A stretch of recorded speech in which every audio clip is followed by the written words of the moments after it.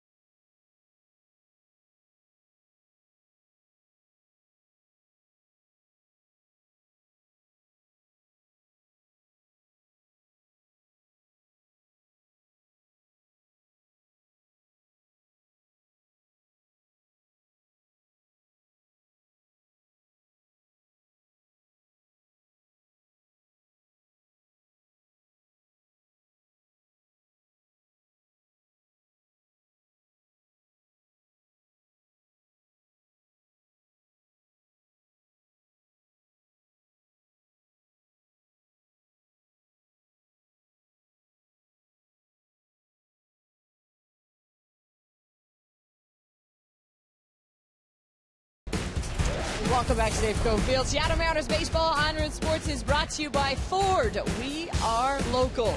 By AT&T, mobilizing your world. And by the Emerald Queen Casino, welcoming country and Grand Ole Opry star Josh Turner, July 30th. For tickets, go to emeraldqueen.com. A businesswoman special here at Safeco Field. Day baseball for you. Roenis Elias is going to make his second interleague start, his first ever against the Padres. It's also Tuesday, and that means it is Twitter Tuesday. We've got all sorts of chances for you to win prizes today. Our second Twitter question for you to answer using the hashtag RootQ2. Tell us which Mariners batter will be the first to reach base today for your chance to win a Root Sports prize pack, including a stadium blanket. All right, first pitch is coming up next here on Root Sports. Glad you're here with us, or glad you've got your television on at work. But hopefully you get down here. Sun's coming out here at Safeco Field. It's the Padres and the Mariners, the finale of this short 2-game series here before both teams head down to San Diego. First pitch straight ahead.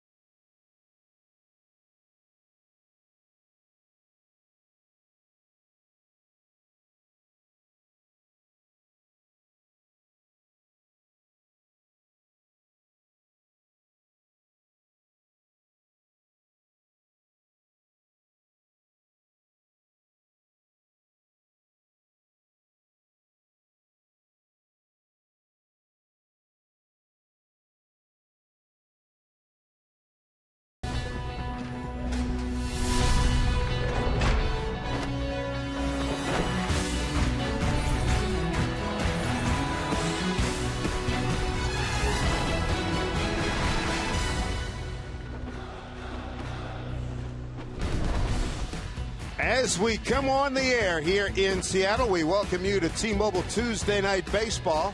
The sun's starting to break through downtown. It's Soto, below downtown, here at Safeco Field. And we are thrilled to have some day baseball in front of us today as the Mariners wrap up this homestand. Game 2 of 4 consecutive days with the San Diego Padres. And there's the sun breaking out as we come on the air, as Roenis Elias will be taking on Eric Stoltz. Dave Sims, Mike Flowers, Root Sports crew had the roof on yesterday and tonight. Today, I should say, the blue patches are starting to win out, or at least that's the wishful thinking. Take a look at the starting lineup for the Padres, struggling Padres, that will face Roenis Elias. For manager Bud Black, it has been a struggle for the Padres, but Denorfio will lead things off. And then it's Cabrera. You can see he has really struggled on this road trip. Just 3 for 24 on the trip. They need to get him going. Quentin and Headley, the two guys in the middle of the lineup, do they look for some power?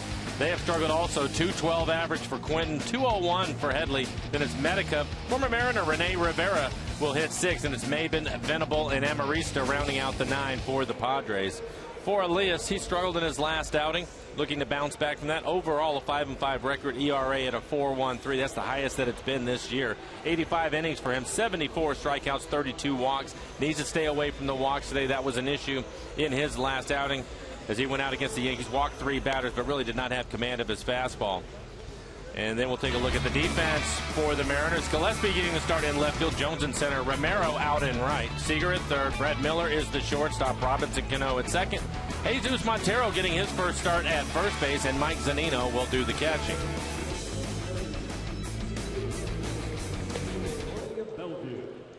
We are ready for action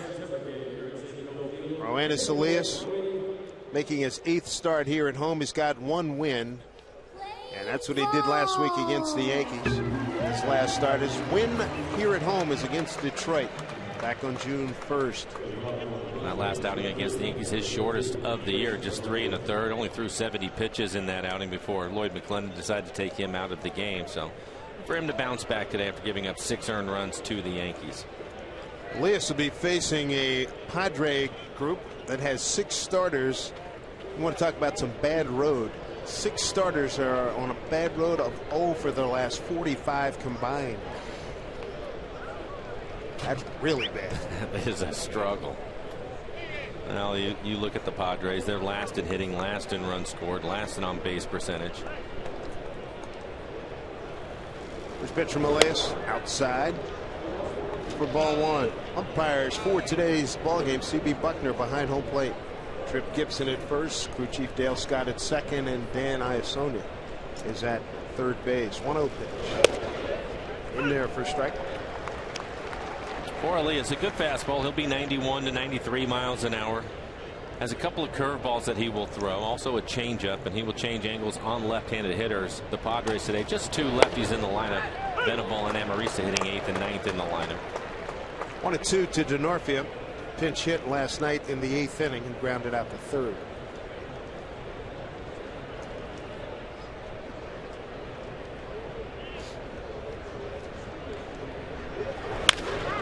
High ball right field, backing up Romero. Circles back, makes the catch.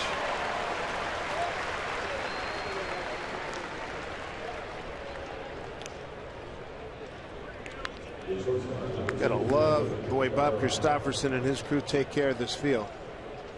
It is in perfect playing conditions. Dan Wilson will join us a little bit later here in the broadcast. Standing in right now, Everth Cabrera, switch hitting shortstop. Cabrera batted in the 8th hole last night, went 1 for 2 with a walk.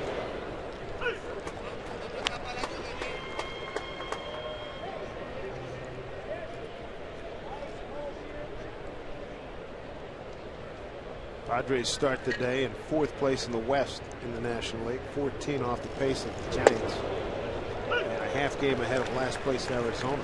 Well, this is what you were hoping to see from Elias. 6 pitches, 5 strikes.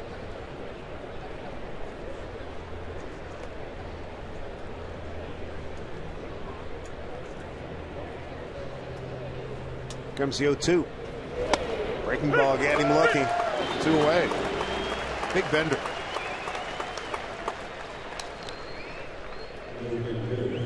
And this is the reason why I think it's important to command his fastball so that he can throw his curveball. And he'll throw a couple of curveballs. One, he'll just try to get it over the plate. The other one is a harder one, which was that last one. And if he's able to get to that pitch because he's ahead of the hitters, it's an effective pitch for him. There's Carlos Quentin. Home run leading off the 9th against Tom Wilhelmsen. Carlos is 3rd of the season.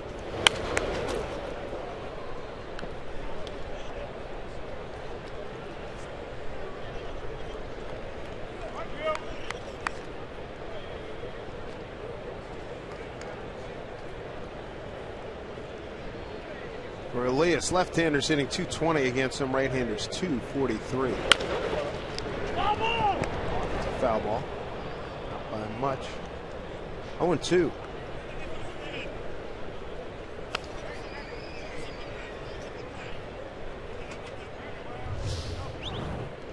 It's a changeup. We'll see. Oh, it's clearly foul. Dan Iasonia in a great position. Makes the call right away. Last pitch changeup from Elias. I think that's a pitch that has improved for him as the year has moved on. Continues to work on that pitch. I don't think he really wanted to use it too much leaving spring training, but it's been an effective pitch against right-handers lately, and there's another one. Seeker takes the time, makes a strong throw on a 1-2-3 inning for Yoenis Elias to get things started. 10 pitches in the inning. Mariners coming to bat on this cloudy day, this cloudy Tuesday here in Seattle.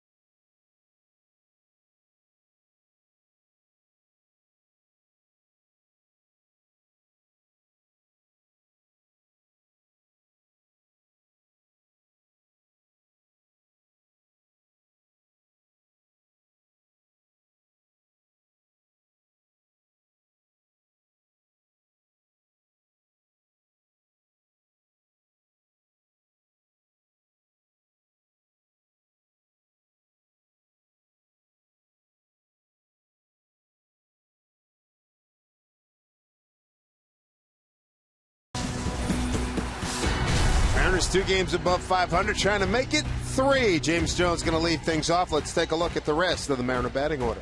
James Jones was feeling pretty good in last night's ballgame with 3 stolen bases. Today's starting lineup is brought to you by Chevron. Following Jones, it will be Romero and then Robinson Cano. Buck the DH today hitting cleanup. Kyle Seager, what a couple of days he's had. He will hit 5th, including a 3-run home run in last night's ballgame. Zanino, Gillespie, Montero, the first baseman, hitting 8th, and Brad Miller on the homestand. 5 for 19. Things looking up for Brad, including a home run in yesterday's game. For Eric Stoltz, a 2-8 record, 5.79 ERA. It has been a struggle for him.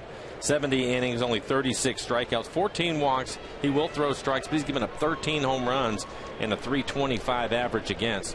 For Stoltz, his fastball will be 88 to 89 miles an hour. We'll mix in a cutter with that. Curveball and a changeup. Not an overpowering pitcher at all. Needs to hit his spots, and he just has not been doing that this year. 96 hits in his 70 innings. Look for the right-handers today. Right-handers hitting .330 with 11 home runs off of Stoltz, so it's been a struggle. Quickly ahead of Jones. First 2 pitches, perfect pitches down and away from him, and that's where he needs to stay if he's going to have success.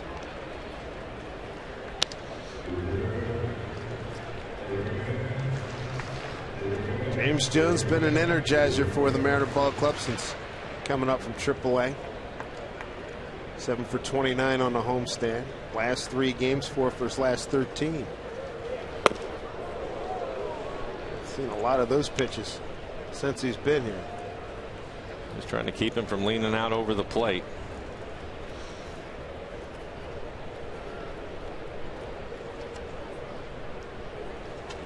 Here's the 1-2. Count evens at 2 balls, 2 strikes.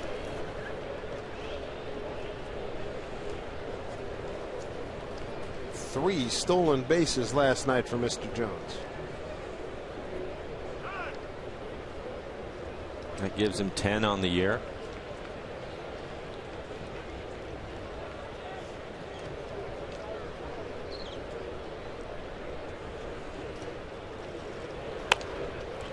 Put it in play. Will it stay fair? It's going to. Base hit.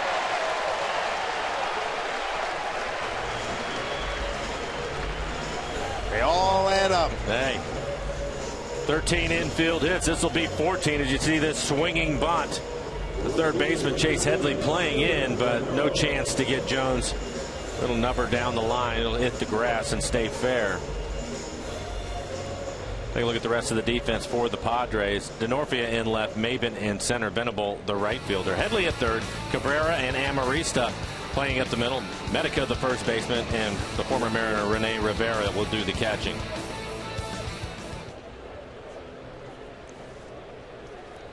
There's Stephan Romero getting the start, batting in a 2-hole here today, playing in right field.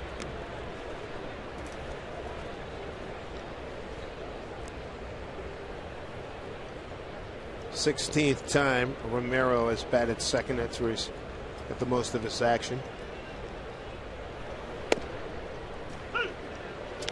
Michael, I'd say he's due. He's 0 for his last 15. Well, it'd be an interesting matchup with Stoltz on the mound. I think one of the things that we've seen with Stephan is they will straighten him up with the fastball and then try to use the changeup, the left-handers especially, the changeup to him, and that's probably one of the best pitches that Stoltz will have today. So it'll be interesting to see if he throws him the changeup.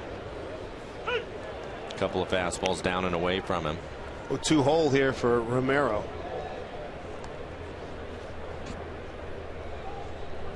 Might get a few more fastballs today, though, hitting second in front of Cano.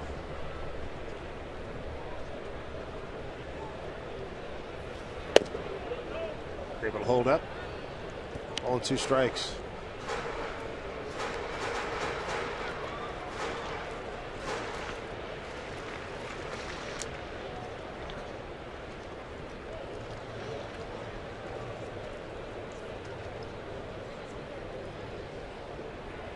Jones back.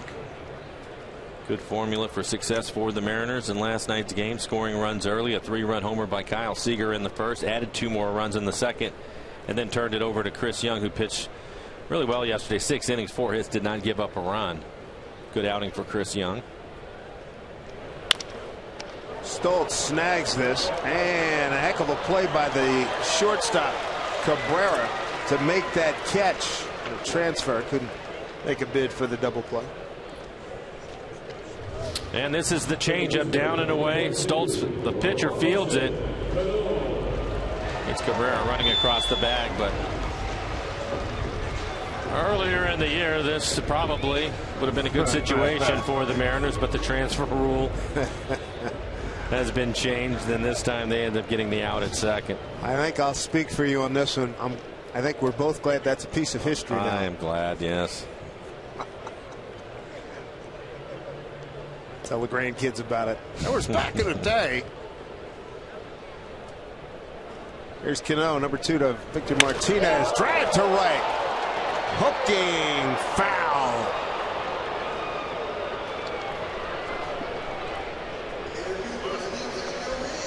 Gave it a good ride. Well, he wanted to throw this fastball away and ends up on the inside corner at 88 miles an hour. Cano a little quick. Can't keep it fair.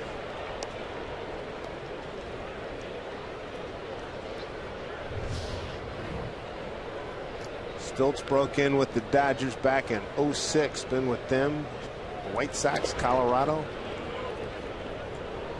and now in his 3rd season with San Diego. 34 years old, out of Plymouth, Indiana. 6'2", 221. Claimed off of waivers from the White Sox in May of 2012.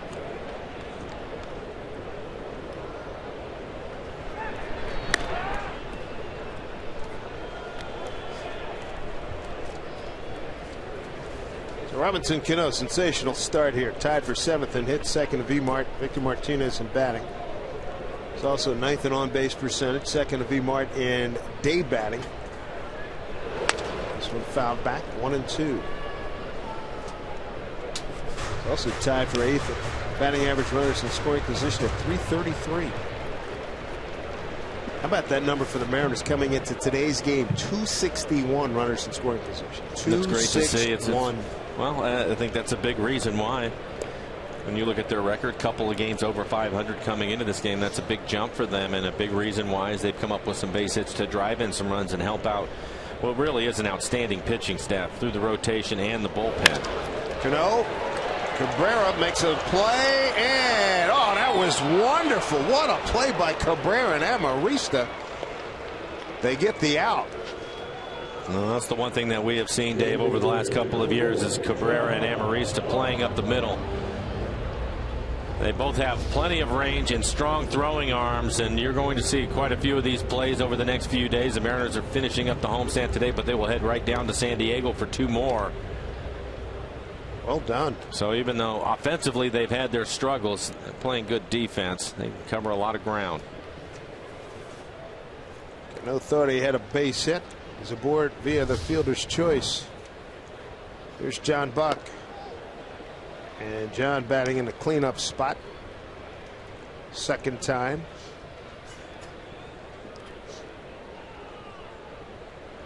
Eight men have batted cleanup for the Mariners this season. And John has done a good job. Limited playing time, but comes into the game hitting .271 with a home run. Also DHing.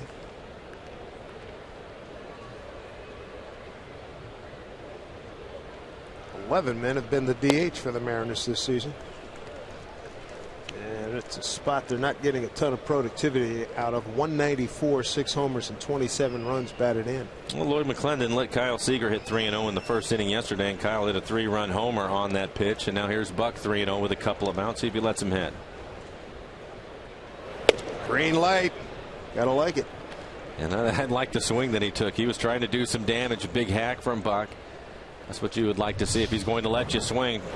Try to do some damage on the fastball.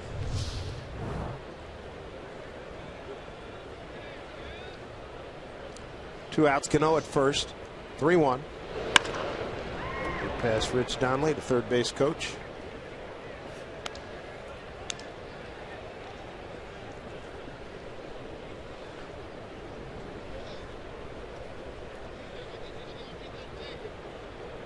Here's Felix Hernandez. Hey, Mike, didn't you just see him with a bat yesterday? He always has a bat in his hand. The other day, he even had his helmet on. He's pitching tomorrow against Andrew Cashner in San Diego. Yeah, he'll get a couple of ABs tomorrow. Yes, indeed. You can tell he's ready. Ball 4 to Buck as Cano is on the move. A couple of men aboard here for Kyle Seager. Kyle with a 3-run home run yesterday. He's 5 for his last 6. You look at the last 2 games, Kyle swinging the bat well. Mariners winning the last 2 games, and he's a big reason why.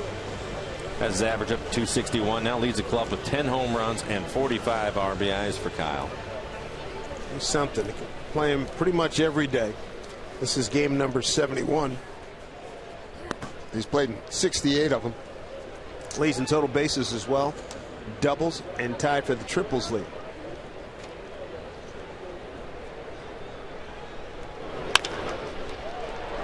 Ranging to his right, the first baseman Medica flips to Stultz, and that'll do it for the Mariners. No runs, a hit. Couple of men left. Second inning coming up. Scoreless ball game.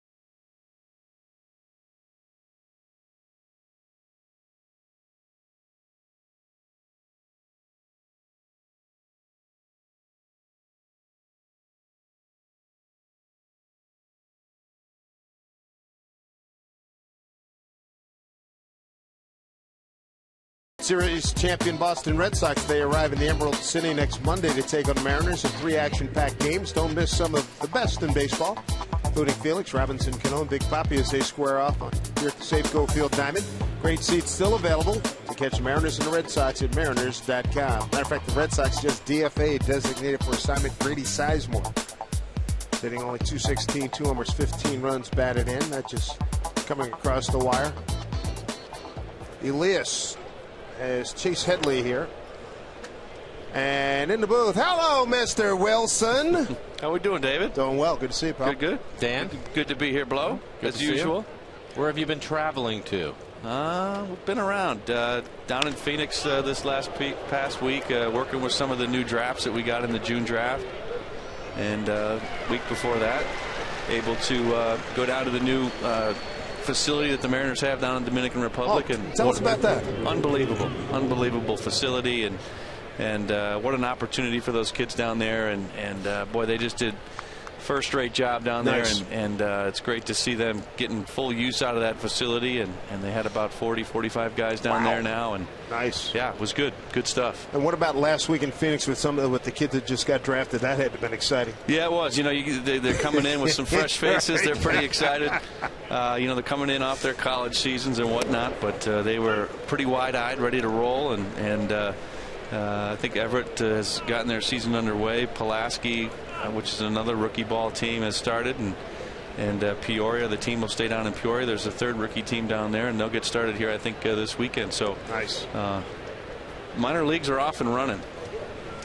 Now, when the kids came in from the draft that you were talking about, how many of those young men knew who Mariner Hall of Famer Dan Wilson was. Did any of them know? I'm guessing 0.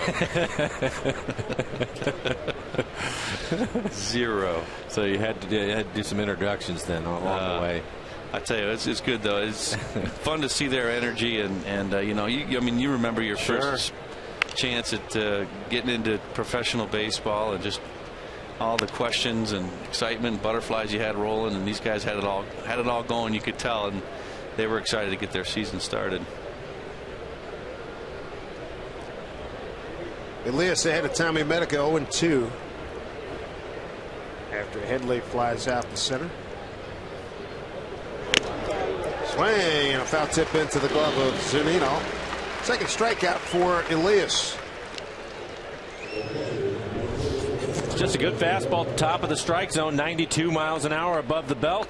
He had some movement to that little two-seam fastball. So Elias, who had struggled in his last outing, looks like he's back on track. 16 pitches, 14 strikes, Dan. Yeah, being pretty efficient with his pitches. Love the pace he's working at. Got a nice tempo going. That's one of the things that I've noticed with him this year is in his last outing probably working slower, but it seems that when he comes out and gets off to a decent start where he feels pretty good about things, you can see that pace go, and then when he starts to get it locked in, he works even faster, which is something I've enjoyed watching him. You can see that he's pitching with confidence. Yes. That game in New York, the game here against Detroit, two great examples. Game in New York, boy, it was just rolling. 1-1 here to former Mariner Rene Rivera, catcher. Boy, he gets into this one. Deep down the line. Wow. And that's a fair ball, upper tank. Wow. Home run number 5 for Rivera, 16th RBI, 1-0 San Diego. Goodness gracious. Couldn't tell if it was a cut fastball or maybe just a bad changeup. We'll take a look at the swing by Rivera, the former Mariner. Like Mike was set up more away, and that pitch ended up on the inside corner, probably a changeup. But it is up into the second deck. Padres with an early lead. Bring up center fielder Cameron Maybin. Strike one. Elias giving up his 11th home run. Ties Chris Young, the team most. I'm sure that guy didn't expect somebody to come up there in the upper deck.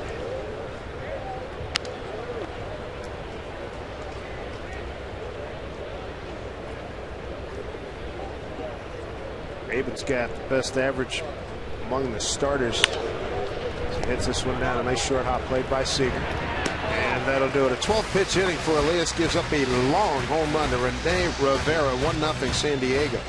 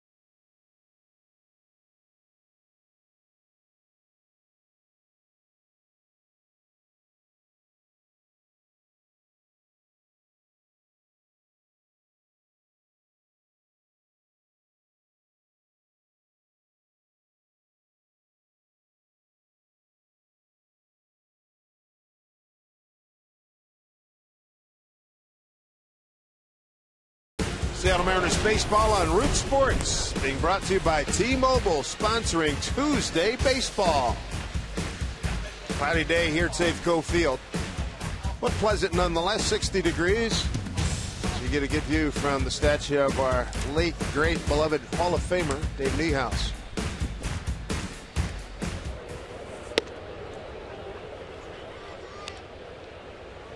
Here's Mike Zunino to lead it off. Zunino, Gillespie, Montero, 6, 7, and 8.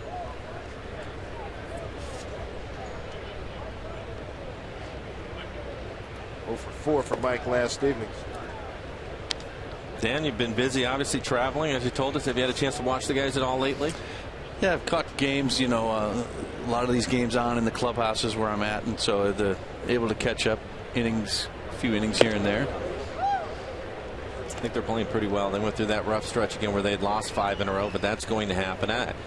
When you go back and you look at the 8-game losing streak and then the 5, they seem to come out of those things better and stronger and put together some nice wins, and they've won 2 in a row since then. I think you have to like that. I know Lloyd does.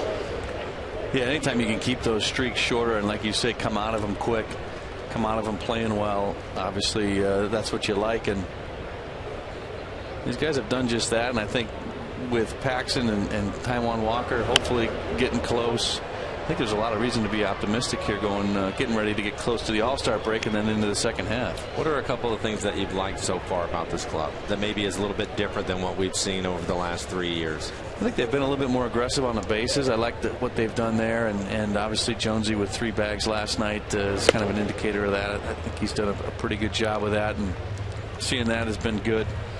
I really like the job Mike Zunino's been doing behind the plate. I know we saw some of that last year, but I think what he's done in his development this year has been even better. And then again, hitting with runners in scoring position has been a lot better. And saw the picture of Hojo down there. I know he's worked very hard with these guys and getting them. You know, a lot of times it's more the mental approach than it is the mechanical approach, especially with runners in scoring position. And they've done a nice job of hitting this year as opposed to last year. Yeah, 261 average now, and that's well above where they've been over the last 3 years. And you mentioned Howard Johnson, the hitting coach. I had a good conversation with him when we were on the road, when we were down in Tampa.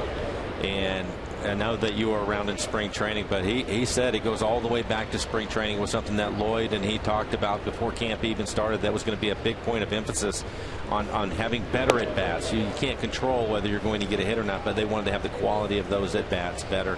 So you're right, they've been talking about that. Well, it showed. There's no question. And, you know, you look at some of the guys, Kyle Seager, obviously one of the guys that has really shown in those situations, especially here at home. And just how simple their approach is with runners in scoring position, and that's nice. And I think it's paid off for them, and they've been doing much better, and obviously been winning more games because of it. Here's Gillespie, 3-1, trying to break it 0 for 10. Fouls it back. I think the guys getting an opportunity to watch Robinson Cano on a daily basis in those situations and the way that he's handled them. Probably gets pitched tougher than anybody in the lineup. Everybody aware of that, but just to watch it go, it has to have had an effect on them too. Oh, absolutely. I mean, you know, anytime you've played with good hitters, you watch how they approach things and how they get pitched and the things that they do in the situations that you're going to face. And so absolutely, I think these guys have learned a ton, probably on both sides of the ball, on offense and defense, on how he plays this game and how he approaches this game, and that's had a huge impact on this club. 3-2 to Gillespie. 1 out. Off-speed pitch. Bounce down to Headley. Safe. I think it's he's safe. Trick Gibson. Umpired first. Here comes Bud Black out of San Diego dugout. Right out of Longview, Washington.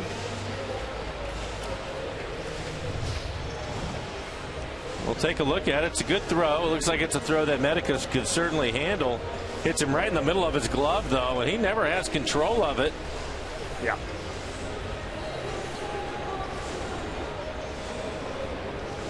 Wow. Hit him right in the pocket, and it just never had firm control. Hot potato. Yeah, there's much Bud can say on that one. Oh, that'll be an E3. Except catch the ball. Bring up Jesus Montero. Montero, first game. They're at first base.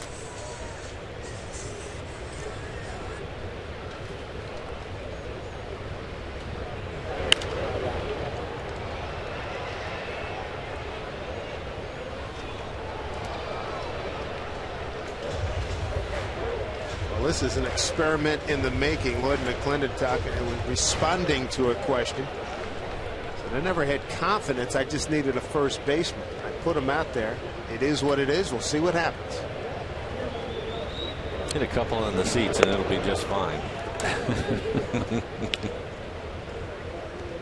That's what he's hoping for. Yep. Believe me. Saw Justin Smoke. There he is. He was out doing some work today, dealing with that quad issue, and they were putting him through the paces. He was out with Rick Griffin, the trainer, and doing some exercises, some running. Throw down, just back in is Gillespie.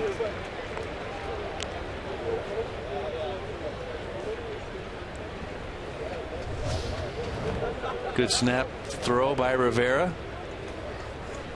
Gillespie kind of turns his ankle a little bit when he goes back to the bag, but a good throw.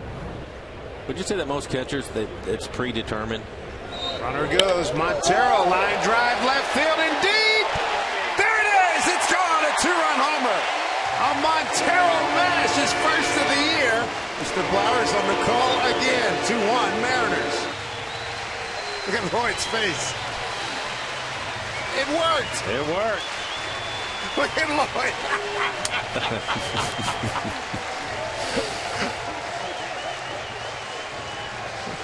Well, it looks like a changeup, and this is a missile. And take a look at it. It is the changeup. He goes down and gets it and lines it out in front a little bit, but the bear drops the barrel on it. Does a good job not rolling over on this pitch and lines it into the cantina.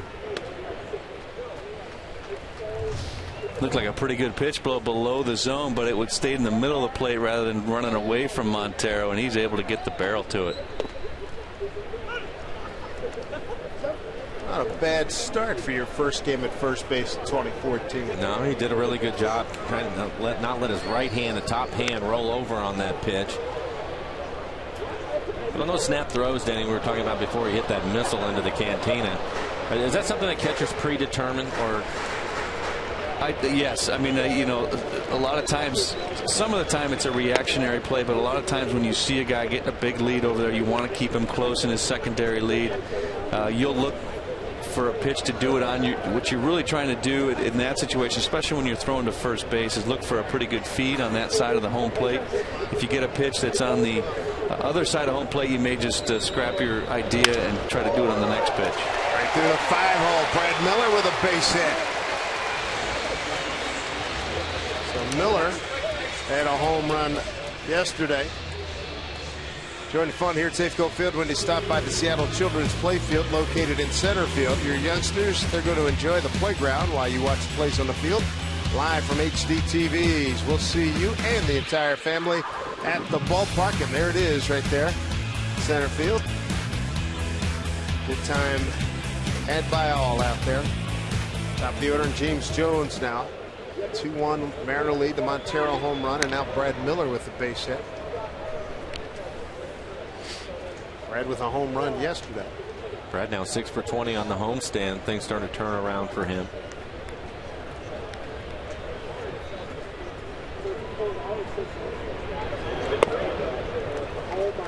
Outside to Jones, got an infield hit, a swinging punch. First time up.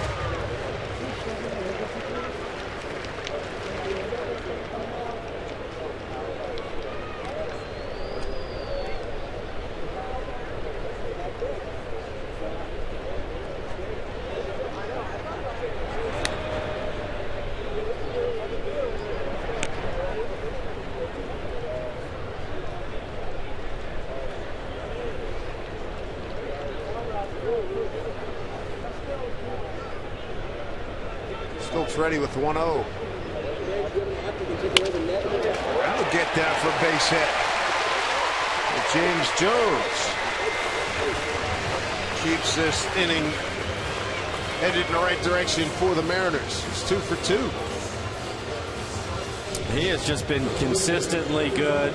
Doesn't try to do too much. This ball jams him a little bit, gets in on his hands, but able to fight it off for a base hit. So as Dave mentioned, 2 for 2 in this game. And you look at him coming into this game, 35 starts, now 36 starts, and he's had at least a hit in 29 out of the 36 starts that he has had. He has just been consistent, and that's why his average is up around 290. Boy.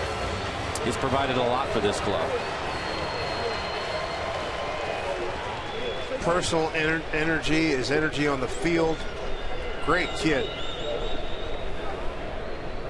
Montero, have him check in.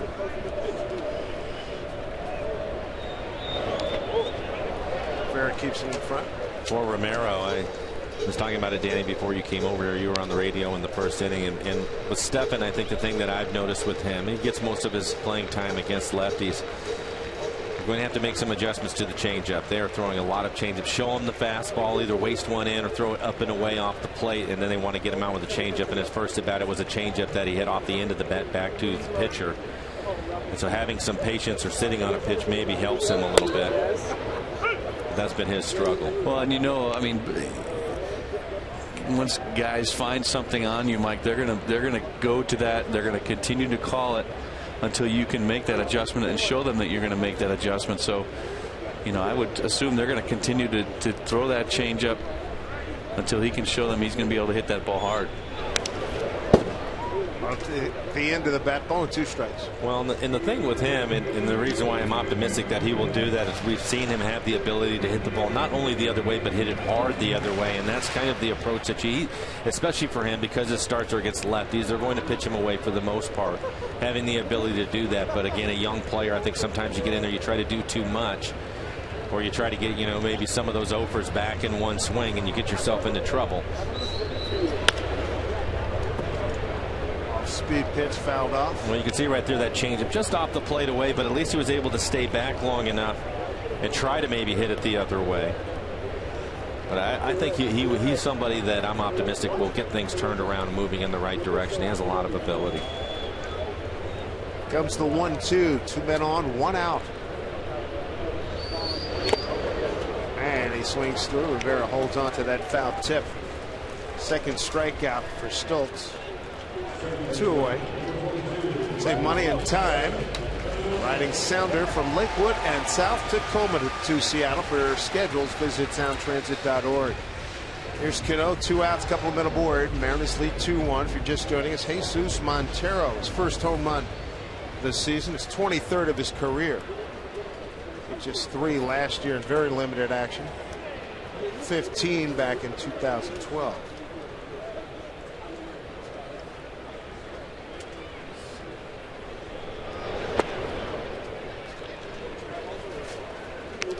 Ball 1 to Robbie.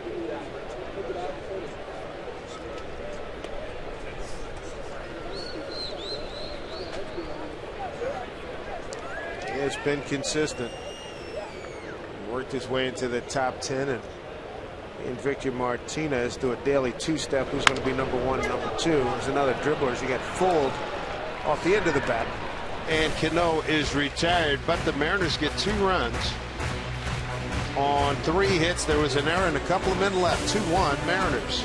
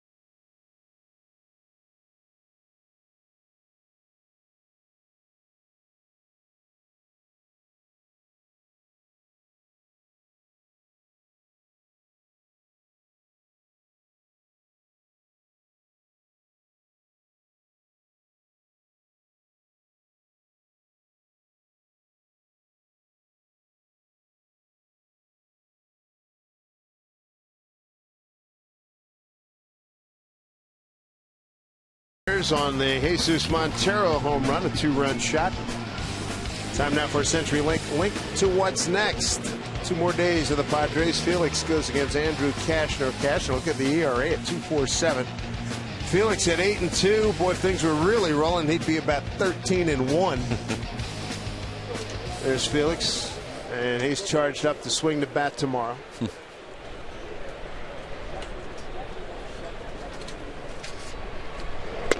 I asked Felix the other day, I said, you know, you've had your share of hard luck losses this year over the course of your career.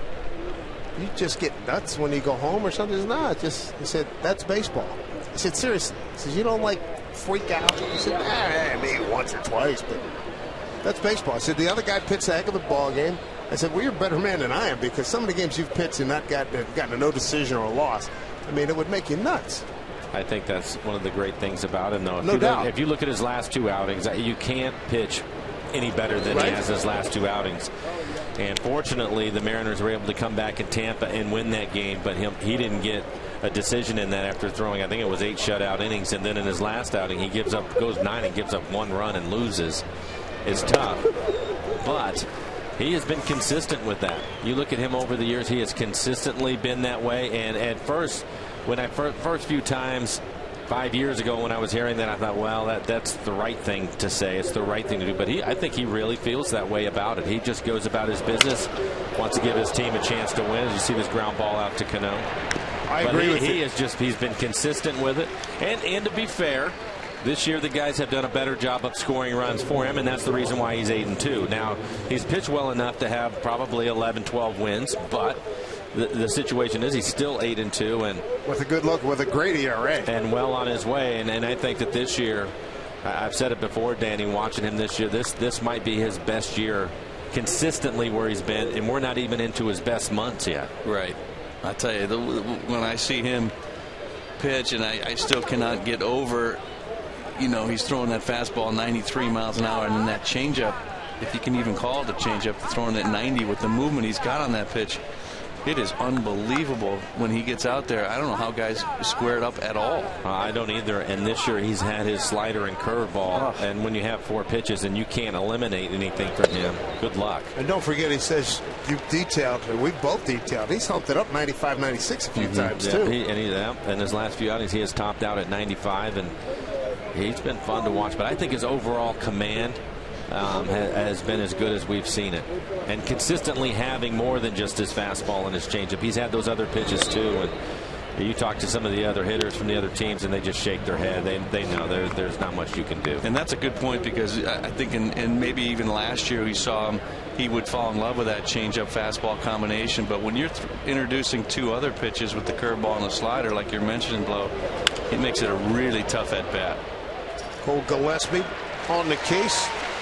2 away. I've said it that this year with the guys scoring a few more runs, and I know it hasn't worked out in his last couple of outings, but with them scoring a few more runs for him in a better club, we've talked about the offense and the job that they've done. I'm excited to see what his numbers are going to look like by the end of this year. I will say this. I've asked him that question probably every couple of years, and he talked about his consistency. I'm very impressed by it. I mean, I just listening to you guys and being around it and knowing how this game can get to you. It can, yeah. And you know, we saw Logan Morrison the other day break a bat. Luckily, you know, he came away with just 5 stitches. And I've read millions of stories and talked to hundreds of guys about it before. He's just remarkable. Well, and the thing about it with him, and this is something that I know Danny appreciates, and you can see it in the special ones. You can see the fire in the way that he's competing when he's out there. But once his job is done, it's over with, and he's done his job. But there's no doubting his desire to want to win in the way that he competes. Good play by Kyle. Showing some range. Denorfia robbed. 1, 2, 3 go the Padres. 12 pitches for Elias. 2-1 Mariners.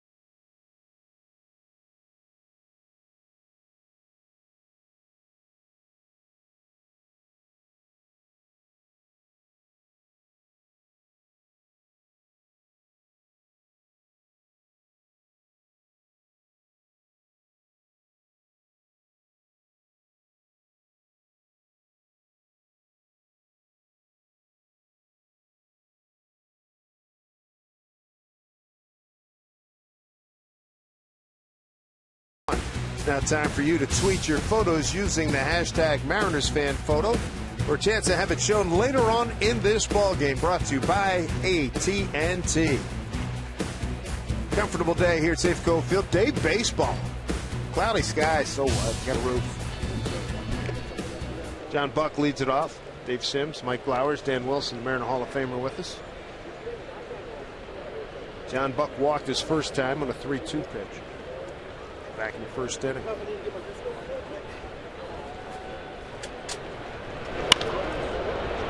Looking foul. Oh, nice catch. Guy in a red hat. Well done.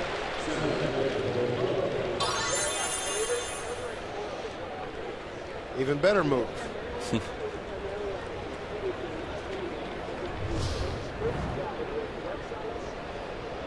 Nice. Using the webbing. Good job.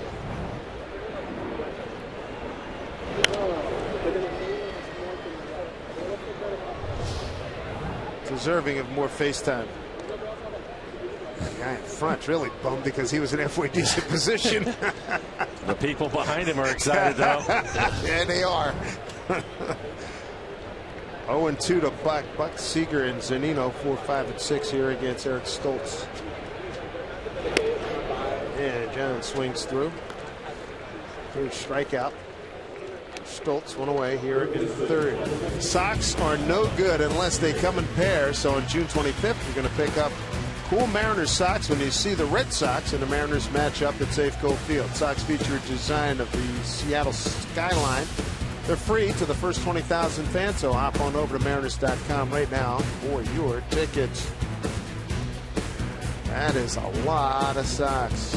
Hide some coins in there, put them under a mattress. There's Kyle Seager looking at strike one.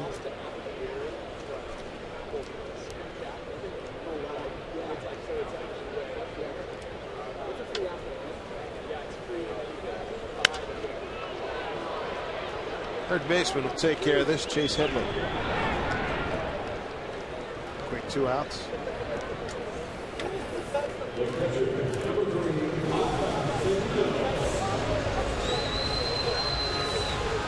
Mariners trying to add on to this lead. If you're just joining us, Jesus Montero, after strikeout to Zunino, leading off the first in E3, Gillespie was aboard, and then Montero hit a changeup on a 2-1 pitch, lined it into the cantina. His first home run, his 23rd of his career. Strike one to Zunino.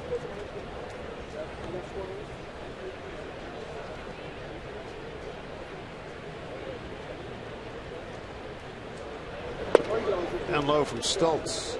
Got 2 wins this year. He beat San Francisco April 19th in San Diego, and May 10th beat Miami.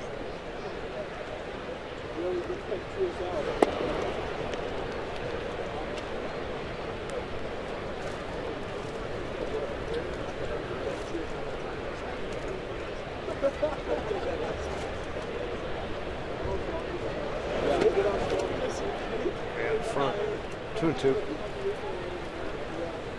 Changeup's been an off-speed pitch, been a problem for Mike lately. He has so much on his plate. I think at times you go up there and it makes it difficult, and you get in between, and that's kind of where he looks right now. He's just in between pitches. 11 pitches for Stoltz to get through the third. He's got 4 strikeouts, but the Mariners lead 2-1.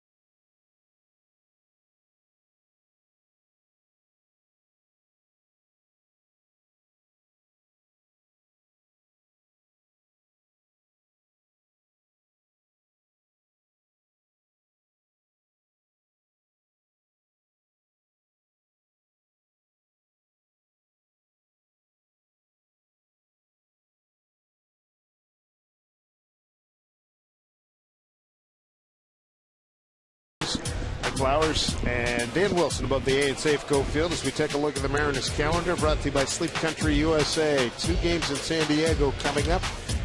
How about Kansas City? 8 consecutive wins. They are getting it done. They're only a half game behind Detroit. And then the Boston Red Sox coming to town. They're 6 games under 500 starting today. And Cleveland, a game over 500 in the Central Division. Kansas City wore out Verlander in last night's ball game. Everth Cabrera leading off here for San Diego. Cabrera, Quinton, and Headley 2, 3, and 4.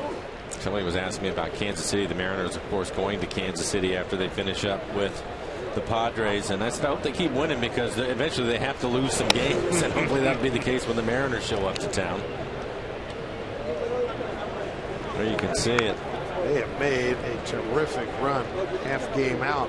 They could be ahead by the end of the day today. They tee off against the Tigers in Detroit at 4 o'clock. As recently as May 27th, Kansas City was in 3rd place, 5.5 back.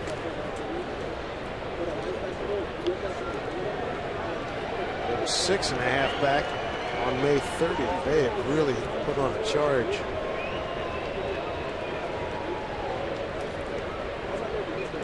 Cabrera took a called 3rd strike in his first time up, 1-2 pitch.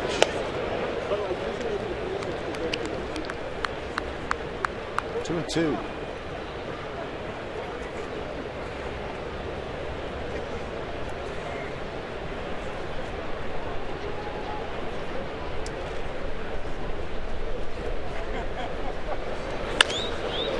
Just over the outstretched glove of Montero. Base hit for Cabrera. Second San Diego hit. The first hit was a home run by Rene Rivera with 2 outs in the second. Gets a fastball in on his hands and just fights it off into right field.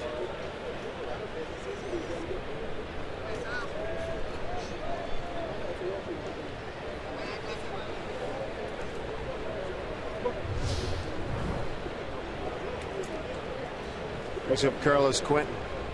Grounded out to 3rd. 2 for 4 yesterday, including a home run. Strike 1. They just will have to pay attention to Cabrera. He's 13 out of 19 in base stealing.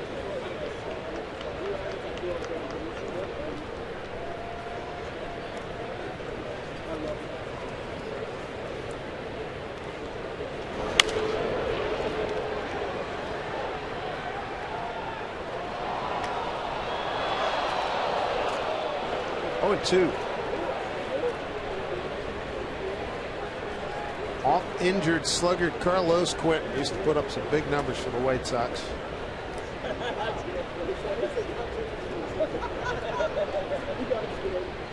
Obviously is struggling this year, hitting just .212 at the start of the game, but he still has tremendous power. Hit a home run yesterday. Elias' first pitch to him in the game was a fastball in the middle of the plate. He fouled it straight back. This time he starts him off with a changeup, a better idea.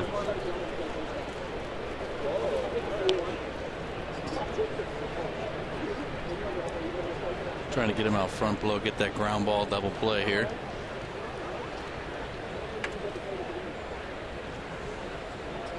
.42 pitches, 31 strikes.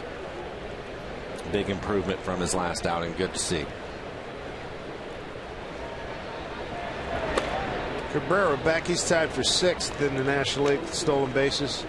Gene Segura and Bonifacio of Cubs. How about D. Gordon? He's got 36 bags. Billy Hamilton's got 25.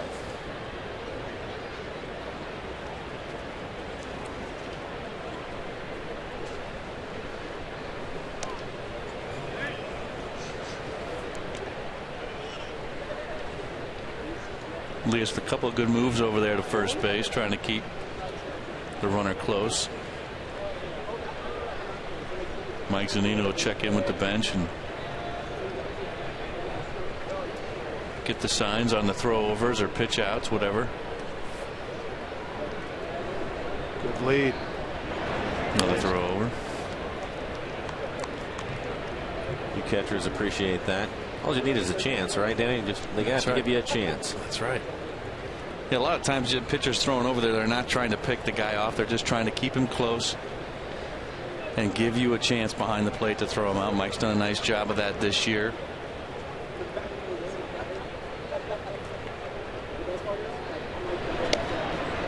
Back again. Lloyd and the bench usually controls the running game. They'll send in the slide step or the pitch out, throw over.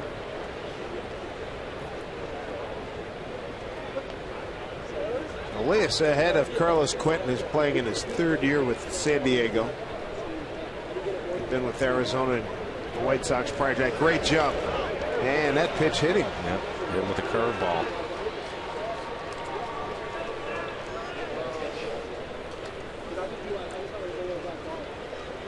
Now the Padres threaten with 2 men aboard.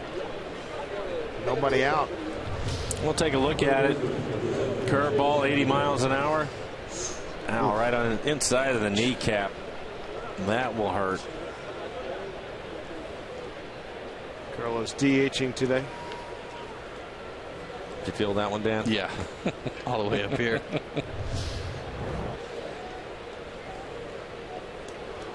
Still have nightmares about getting teed up behind a plate. A lot different now with the new rule changes. See a lot of guys sliding at home plate versus trying to run the catcher over. I remember you were the beginning of the season when you were in here. You were old school. You wanted to leave it the way it was, right? I still like the way it was. I don't love the new rule change on the play at the plate, but it does seem to have cut down on injuries, and guys are sliding more at home plate. And the catchers are given the alley. Yes. Center field. Here comes Jones right at him.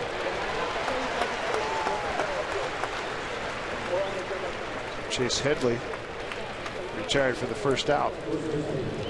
I'll bring up Tommy Medica, the first baseman, playing at first base for just the 7th time this season. Did you ever try on or try to use the hockey goalie mask? I did just try it, I think, in spring training once or twice. Just never liked the way it felt. Felt too constricting, and didn't like the fact that you couldn't take it off very easily.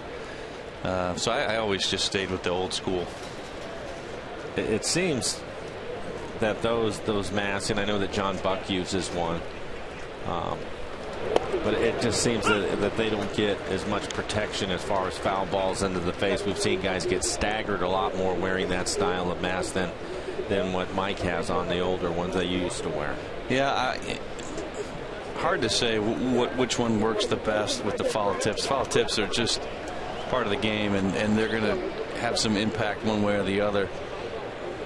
But I always just liked the way the older school, the helmet and mask felt, and I just felt like the other mask was very close to the face. I felt like there was much more room, better to see with the old style mask. Some guys will disagree with you on that, but as far as protection preference, it's a personal thing. Rick Waite's coming out to speak with Elias. Weight-wise, total feel-wise, I mean, I can understand that constriction thing, right? Because it's to the back of your head. It comes all the way down underneath your chin and then spreads out wide across your ears along the jawline, right? Yeah, and the only part that you see out of is just the part that's right in front of your mask, whereas the old school mask, you can kind of see out of most of the entire area of the mask. But it's like you're looking through a bunker. Yeah, it was. I just felt real hot, you know, especially when it was warm out. It felt very, very warm, and I just have always. I tried it maybe once or twice and said, "That's enough. I've seen enough." And smart that you did it in spring training, so you didn't have to. That's right.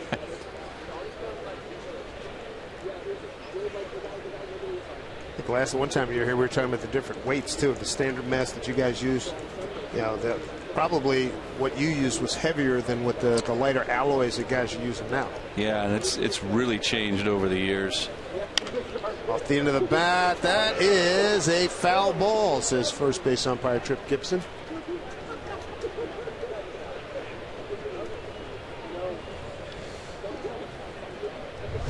You can take a look at John Buck here. He's got the newer style, hockey style mask.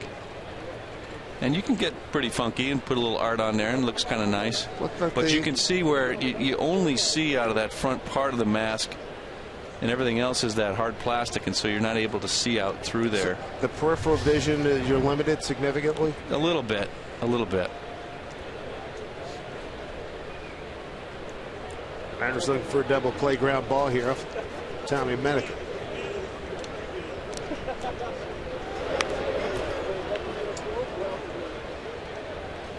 Remember, who was the first guy to bring the hockey mask here to baseball? I think Charlie O'Brien was one of the first ones. Sure, with Milwaukee. Up in Toronto, yeah. Toronto, Milwaukee. Yeah.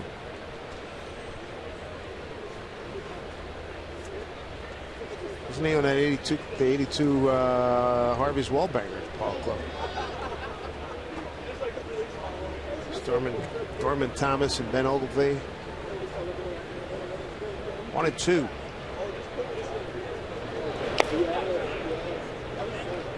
Good job, Mike Zunino, right there. We've seen that a lot. Is that an area you think he's improved on from last year to this year? I really think so. I think last year, it seemed to me he was late on a few blocks, and this year really has taken a lot of pride in keeping the ball in front of him. Has kept base runners on their bases, have given pitchers. I mean, for me, blocking, the importance of it is, especially with that runner at third, is allowing your pitcher to throw his pitches in the dirt, stay effective with the hitter, and know that the ball's not going to get by. And Mike has done a great job with that. Somebody somewhere keeping stats on balls that are picked cleanly like that?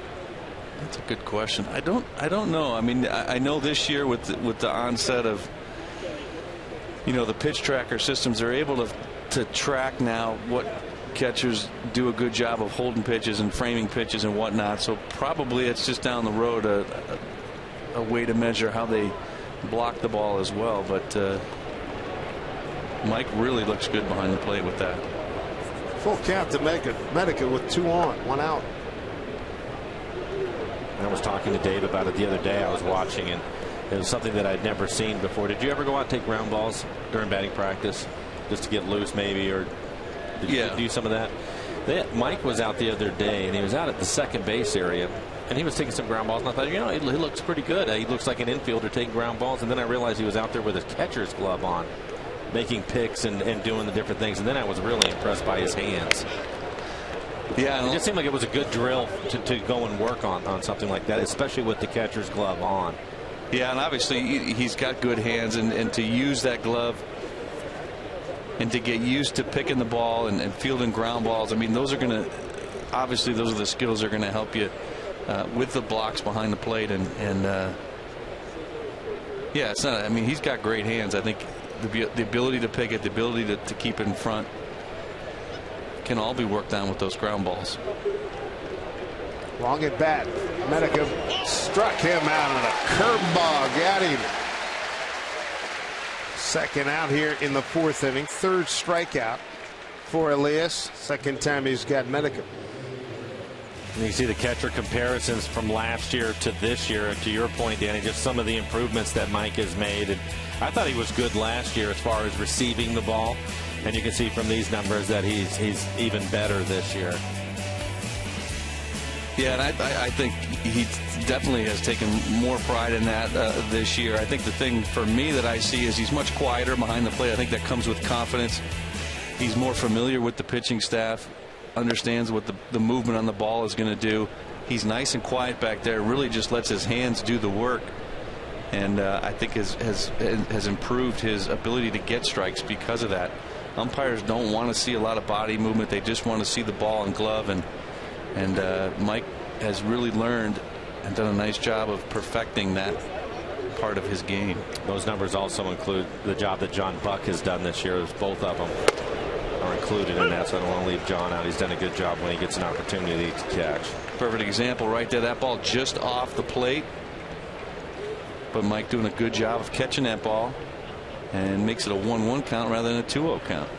That's a big lift. Well, I think one of the things, and you've talked about this in the past, Dan, is I think the thing that he does a really good job of is you don't see his glove move a lot when he catches the ball. He'll just hold it for that split second to give the umpire a better look at it, and I know you like that. I do, and you know, a lot of that comes with hand strength and wrist strength, but it also comes at, you know, starting with the target at the bottom part of the zone, so you're not having to go down to catch the ball. Whenever you go down to catch the ball, it takes the ball when you catch it out of the strike zone. If you start low, if you have to come up, that's okay, but if you start low, you don't have to move the glove much to catch that pitch at the bottom of the zone. 1-2 to Rivera, who homered back in the second inning. And he dribbles one down to Seager. And a nice throw over to Montero. So San Diego strands a couple here in the fourth. Mariners still lead 2-1.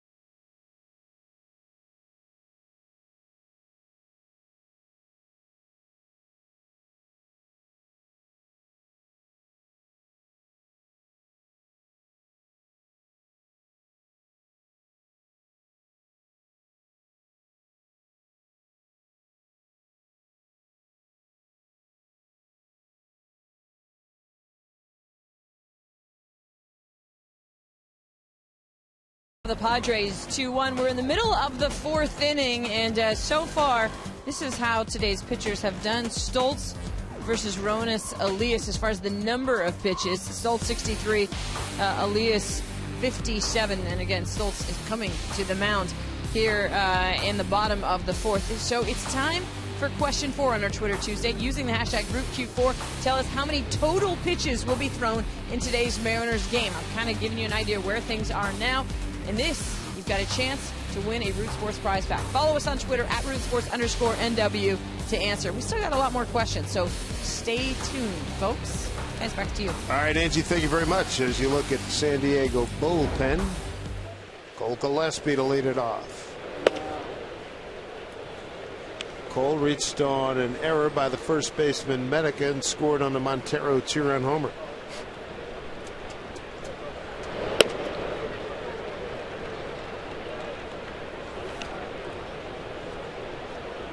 Last road trip, Cole, one of the stars, came off the bench. Quite productive. 2-0.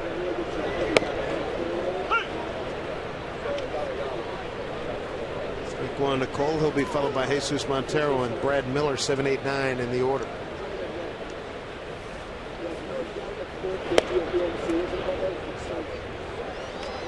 In one.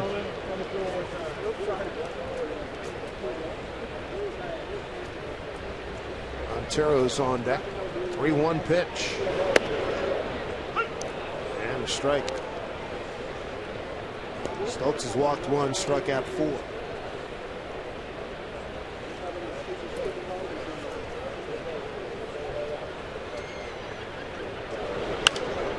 Stoltz has given up a lot of hits this year, but he typically will not walk guys, averaging less than 2 walks a game. He's going to be on the edges of the plate, but he will give up some hits. But you're going to have to earn it. He's not going to walk guys.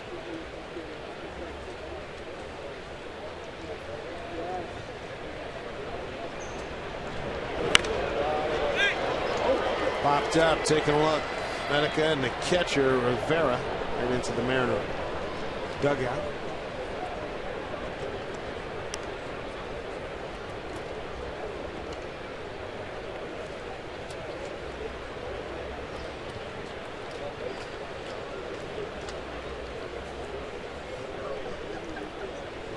Mariners come into today's game a home record of 16-20. Hitting just .222 here at home, which is 28th in the big leagues. Again, the .261 batting average, runners in scoring position. Making all the difference in the world as Gillespie takes a call, third strike. That'll be his 5th strikeout for Stultz. Time for a Seattle City Light power play. Boys, how about this one? The 2-1 pitch that Montero crushes. It's pretty good hitting to it. Looks like it's a changeup, 79 miles an hour down. It's in the middle of the plate, but down in the strike zone. He was able to stay with it and hits a line drive into the cantina over the left field fence. His first home run of the year. I think you mentioned it, Mike. Even though he was fooled on the pitch a little bit, kept his hands back enough, and then with the ball being down, got good extension when he went to it, and ball left the ball yard in a hurry. So far, so good. His first game at first base in the big leagues with that home run, and looked comfortable over at the bag to this point. Yeah, so far, I think, again, it was a good game for him to break in. And what I mean by that is because Elias on the mound, the left-hander, there are 7 right-handed hitters in the lineup for the Padres, only a couple of lefties, so he has a chance to get comfortable without having to do a lot of work defensively. And of course, your confidence is going to go up when you hit a laser into the cantina. That'll make you feel a little bit better about things.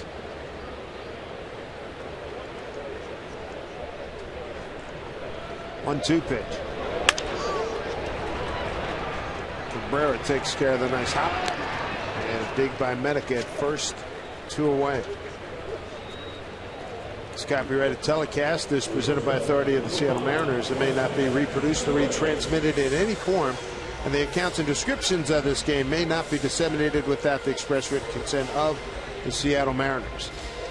Down to San Diego tomorrow. It'll be a Felix night for you, as he goes against Andrew Kashner, and then Ramirez against Jesse Hahn on Thursday.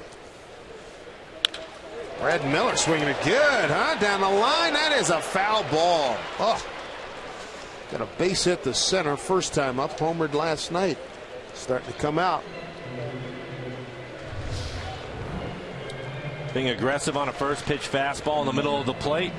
A base hit back up the middle, and this one just foul. Tell you what I like about that blow.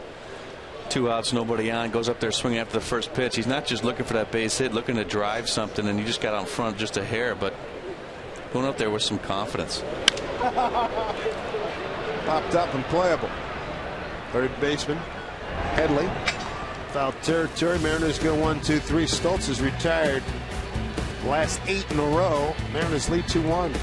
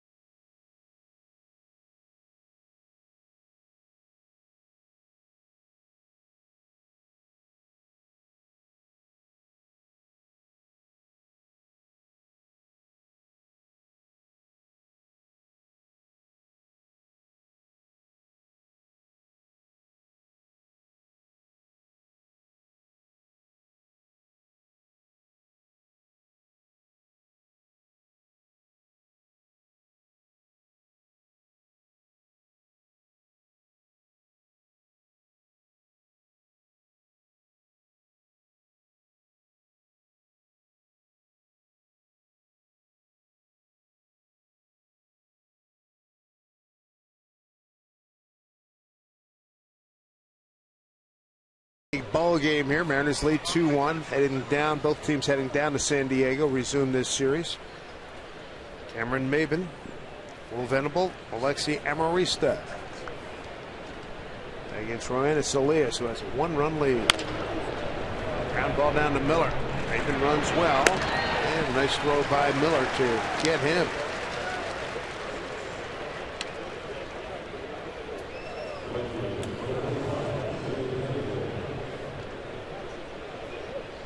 Maben 0 for 2, couple of ground outs that'll bring up Will Venable, the right fielder. Will batted leadoff last night, went 1 for 4, a couple of strikeouts.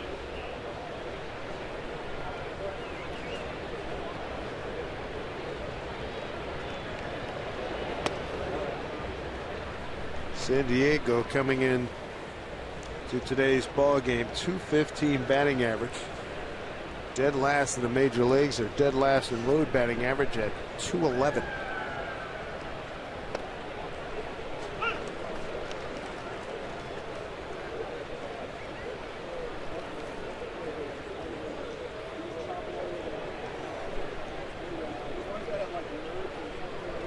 One pitch. Goes back to the breaking ball for a strike. 1-2. Thing that's impressed me so far about Elias Blow is really working the bottom part of the zone. Rarely misses up in the zone. I think even the home run that Rivera hit was down in the zone. There's a rollover, a chance for Montero, takes it to the bag. No, I think you're absolutely right. The other thing that I like is every now and then he will elevate his fastball, try to pitch it up out of the strike zone, get the guys to chase it, which I think he gets some of that because of the good curveball. Absolutely. And you know, when you do go up, when you can go up with a purpose, change eye level a little bit, and then go back down in the zone, he's just been a tough at bat today to get the ball up in the air. He's just done a nice job down in the zone.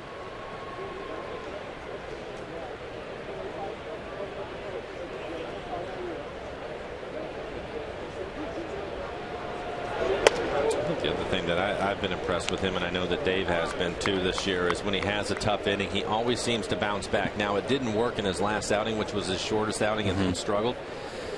And for young pitchers, you worry about that. I had no doubt in my mind that he was going to pitch well today. He just doesn't seem to be affected by those, types of things. He gets past it and moves forward, and he's done an excellent job for a young pitcher. At the major league level, that's impressive. It is. And you guys talked about it a little bit earlier with Felix and just his consistency and not letting things bother him. But boy, you can hardly tell with Elias what's going through his mind. He's just pretty steady out there, and that's a reason why he's able to bounce back quickly. Good athlete. Nice play. Throws out Amarista, tried to bunt his way on. 6 in a row retired now by Elias with a 2-1 lead.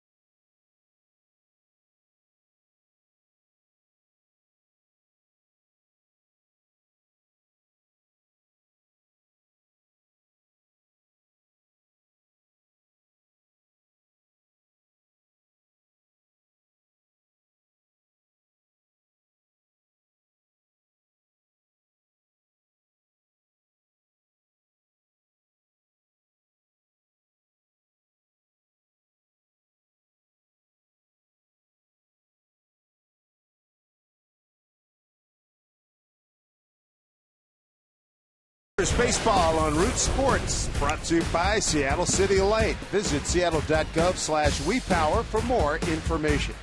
By Jack in the Box. Head to Jack in the Box for the new jalapeno ranch or barbecue ultimate cheeseburgers at participating restaurants. By CenturyLink, your link to what's next. And by BNSF Railway, sponsor of the BNSF Blast.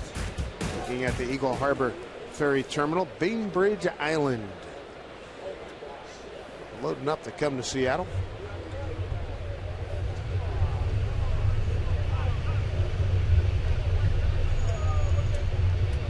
And that's a big one.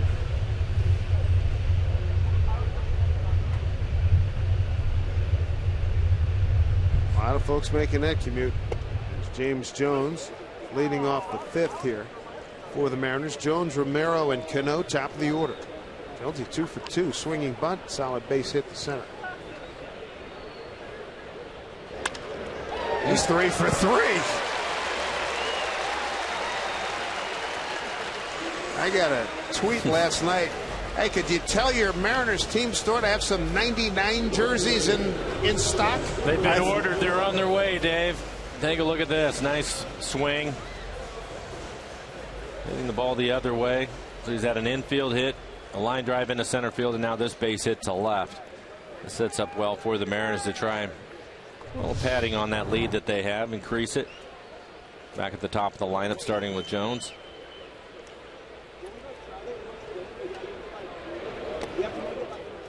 Bunt shown by Romero, who's 0 for 2 today. James with 3 stolen bases last night, now has 10 since being called up.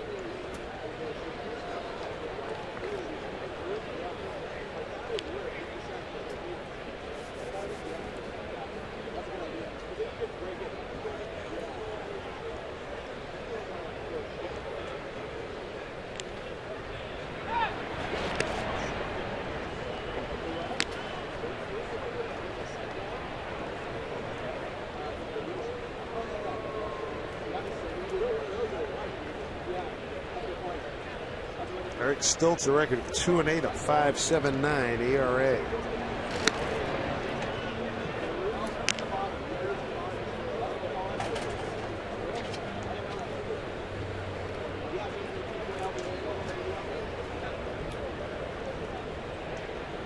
Maben in center field, couple steps towards right for Romero. Jones aboard first base, his second 3-hit game of his young career. That one happened on June 9th against Tampa Bay. Maybe a little hit and run. Get the infielders moving around a little bit, open up some holes for Stephen Romero, see if he can get an attitude knock right here. Get himself moving forward again. Trying to break an 0 for 17. Jones broke soon. The throw. He's in there. James Jones with another stolen base. His 11th.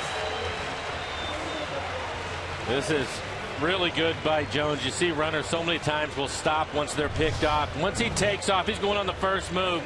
Just keep running. Kids at home, keep running and make them try to make a play at second base. I think Usain Bolt would be high approval on that running style and speed. I think the other thing you saw there, Blow, was you see Jonesy in on the grass. I think he was trying to stay in the way of the throw, make that first baseman come way inside the line to make the throw. Probably what caused it to be such a high throw. Yep. It was fun. 3 stolen bases last night, another one here this afternoon. 11 on the season, been caught once. RBI opportunity now for Romero. Cano's on deck.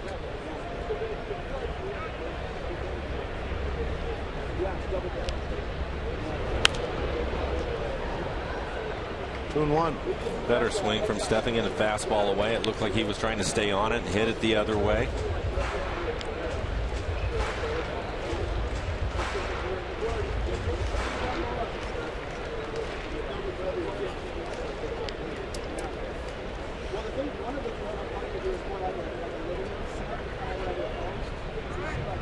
Two-one Mariner lead.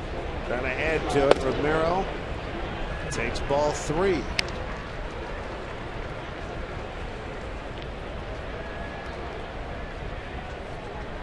Cano's on deck.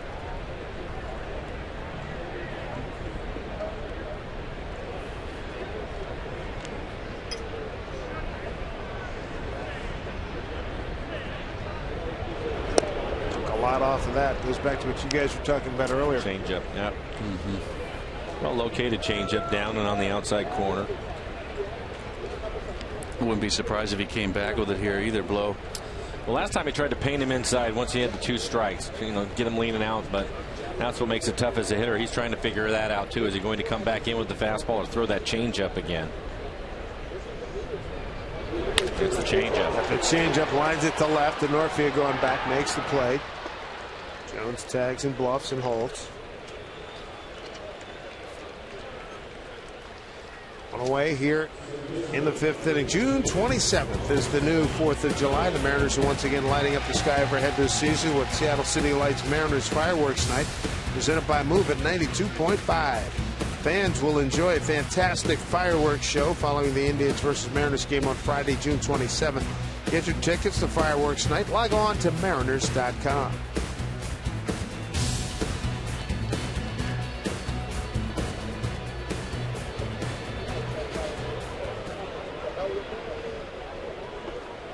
Here's Cano. Fielder's choice and a ground out. Come back to the pitcher.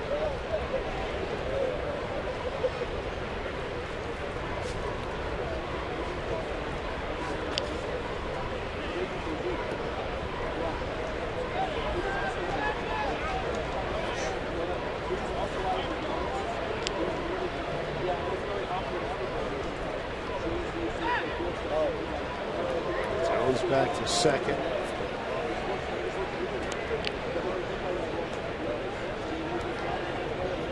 Starting today, second to Victor Martinez in batting in the American League. Tied for 7th in hits, 9th in on base percentage. Tied for 8th runners in scoring position at 333.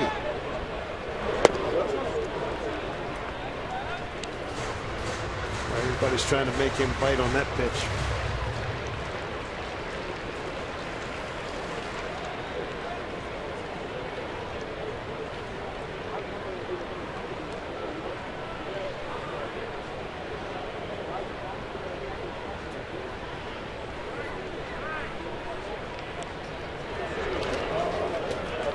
Can't find it. Throws down the 3rd late.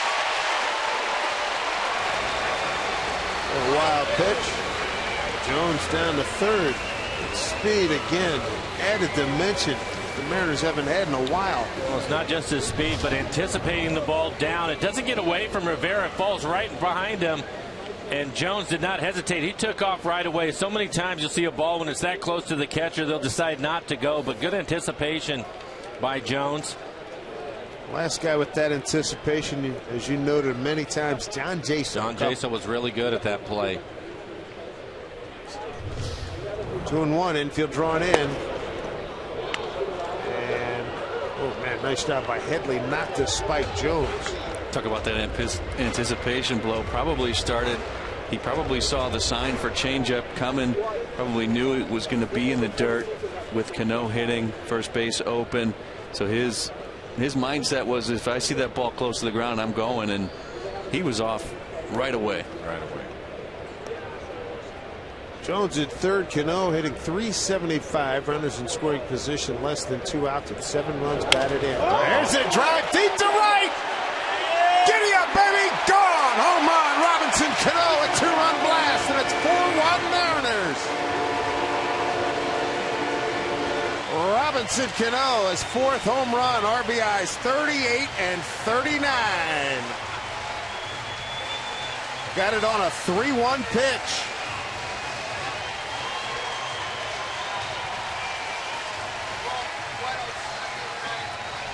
I don't think Stoltz gave it to him. I think it was a 3-1 breaking ball, and it is. Leaves it in the middle of the plate. Didn't want to give in with the fastball. Throws a breaking ball. Wasn't able to get it away from him, and good extension by Cano. He lines it into the seats and right. Second home run here at Safeco Field after his first 2 in Arlington, Texas.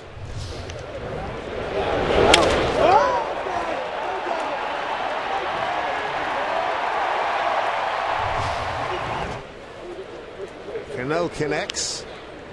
And now a 1-1 count to John Buck. Montero, a 2-run shot in the second. Cano here in the fifth. A 2-run base hit. Hard hit by Buck. What a play by Cabrera. Throws him out. He got robbed. 2 outs. Nice play. Well, Cabrera's made a couple of those plays today. Rob Cano, a base hit earlier. Ooh, eyes closed. Open them up. Oh, he had another chance. Off the back.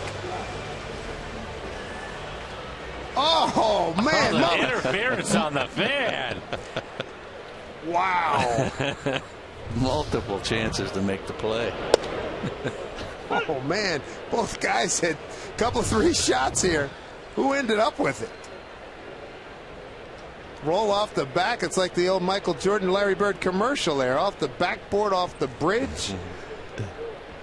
And this kid in the black jacket got it. About that. 0-2 to Seager, who's 0 for 2 today. Ground out the first and a pop the third. Tim Stauffer was up 3 times in last night's game. Didn't even get in.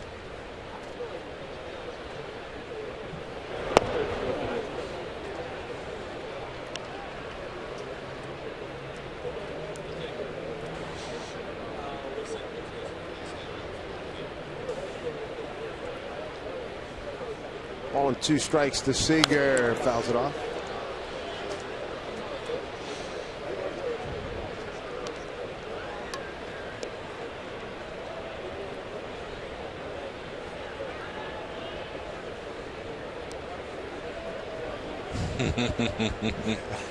Yeah, you're talking to each other. Yeah, you're getting ragged on. It's happened. It's happening.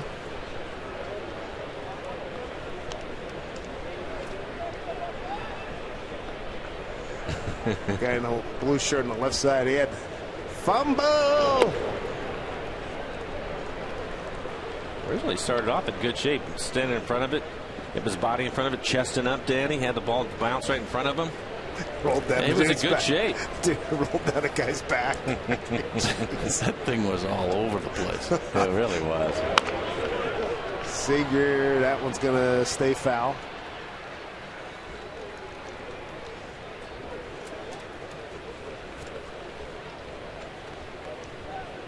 Two 2-run homers. Got Stoltz. Montero in his first game in the big leagues playing at first base. 2-run homer in the second inning. That was on a 2-1 pitch. And with a man aboard and 1 out, Cano. 3-1 pitch. Hammers one. Right field stands. This will probably be it for Stoltz. First time he's gone over 100 pitches this year. He's at 101. 3-2 to Seager. Seager to right field. That's going to stay in the yard. Well, the Mariners are retired, and these fans have something, a moment to talk about. Oh, what could have been. But the good news, Robinson Cano gets full credit for a 2-run blast, and the Mariners a 4-1 lead.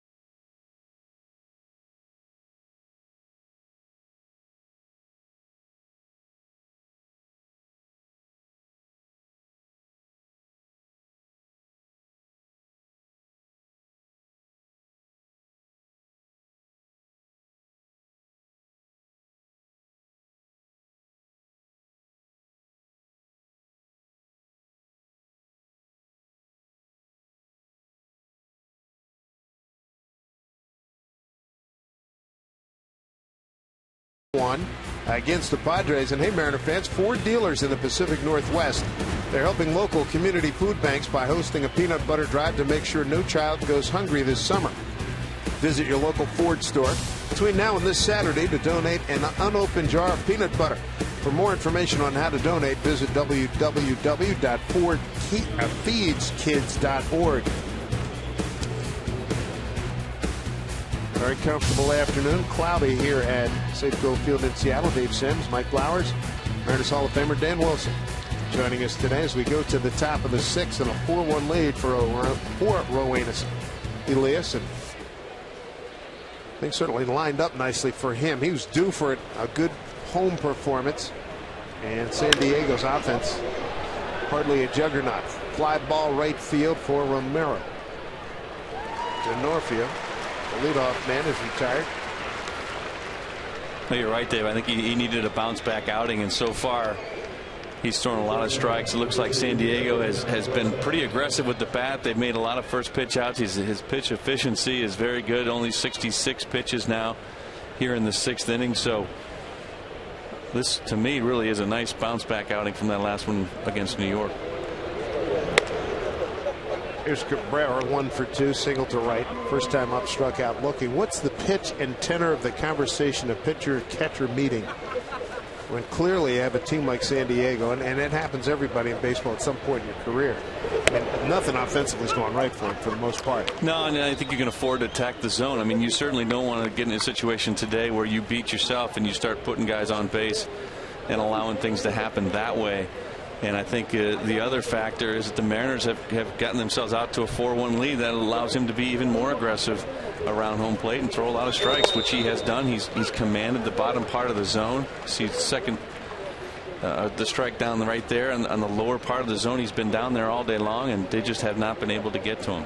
You make a great point about walking. Going into yesterday's game, they were 25th in walks. 3rd fewest walks in the major league. Make that 5 fewest in the major leagues as he gets a strikeout of Cabrera. And strikeout number 4. Quick 2 outs here in the 6th. Good breaking ball here. You see that coming around to the inside part of the plate by the time it's done breaking.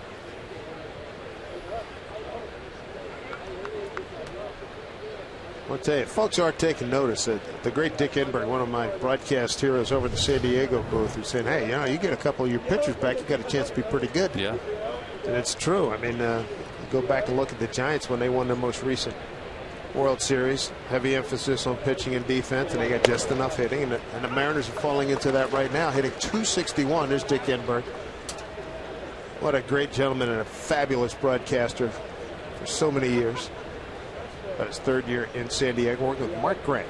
Old Mud.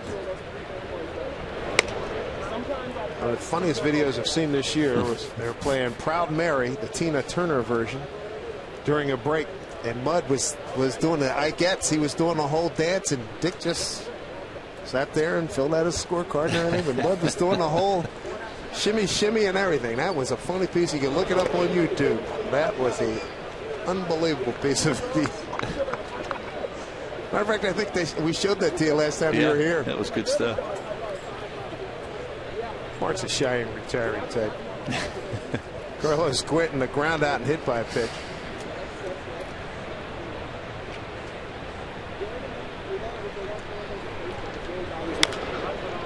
Dribbler goes foul. Did Mud play here? I know he pitched in the league, in the major leagues for a good while. Did he pitch here for a cup of coffee in Seattle? I think he might have. Yeah. I was not here for that, but he did pitch here for a little bit. Yeah.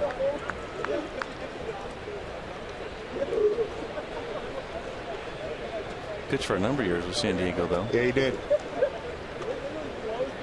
Seattle in 1992. 2-4, 23 games, 10 starts. Right-handed. Off the fist. That's a good pitch.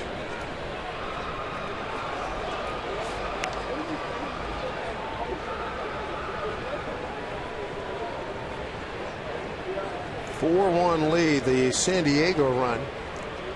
Coming on a home run by Rene Rivera, former Mariner. 2 outs in the 2nd inning, and he went upper deck left field over Edwards. That thing smoked. 2-2 to Quentin. Swing and a miss. He got him. 5 strikeouts for Elias. He goes 1, 2, 3. An 11 pitch inning. He's retired the last 9 men that he's faced and enjoys a 4-1 lead.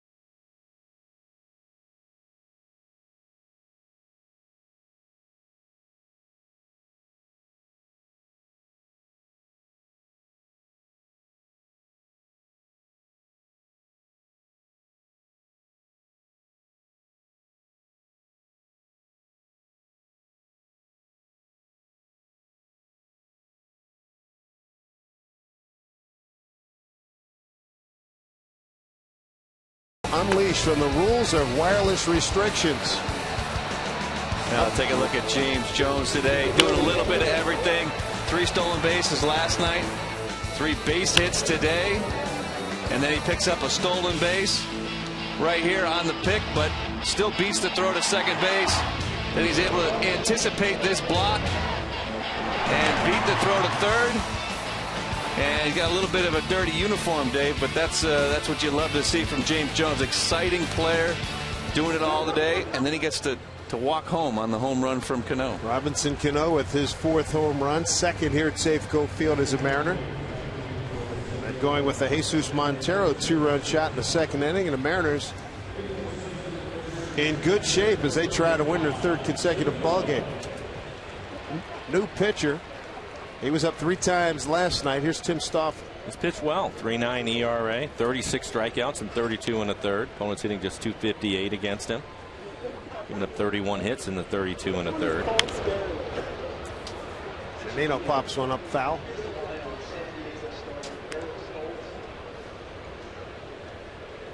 And for Eric Stoltz, it's been a struggle for him this year. 5 innings, 6 hits, 4 runs, only 3 of them earned. 1 walk, 5 strikeouts. He threw 102 pitches, 65 of those for strikes. Those 2 home runs take his season total to 15 home runs out of the 61 given up by the San Diego pitching staff. The only man in double figures in that category for their club. Wow. Zunino, Gillespie, and Montero here in the 6th. Only given up 3 home runs to left-handed hitters, but the righties have really taken it to him. It's 12 now with the one by Montero. 2-1. Ground ball down to the shortstop Cabrera. And Zunino's gone. They keep you picking at shortstop. He's made a couple of fantastic plays he's today. Good. Robbed Cano of a base hit. And then, of course, the play he made on Buck in the last inning.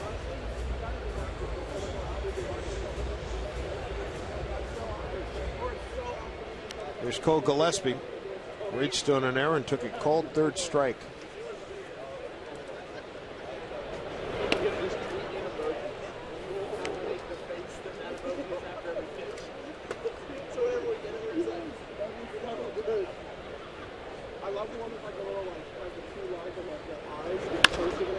Fouled off.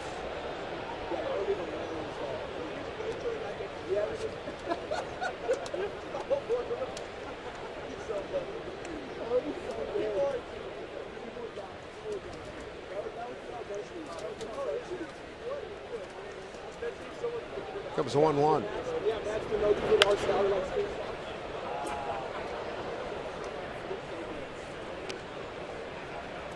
One of the many expressions I like that you guys have in Major League Baseball, attitude knock.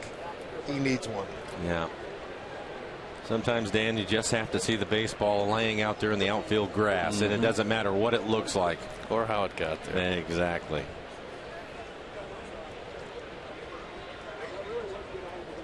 And Dave, I can tell you, anybody that's played this game has been there.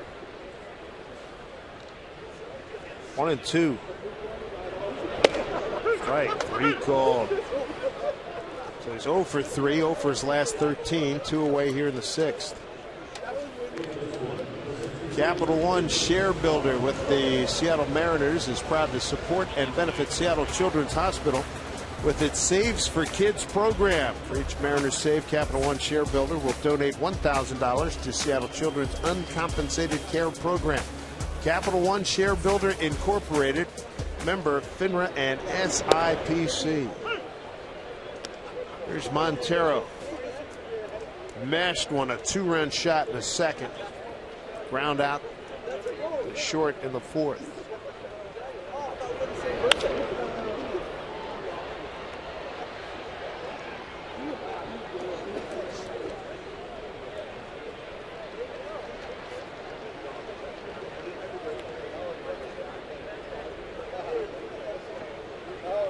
First big league game start at first base for Jesus.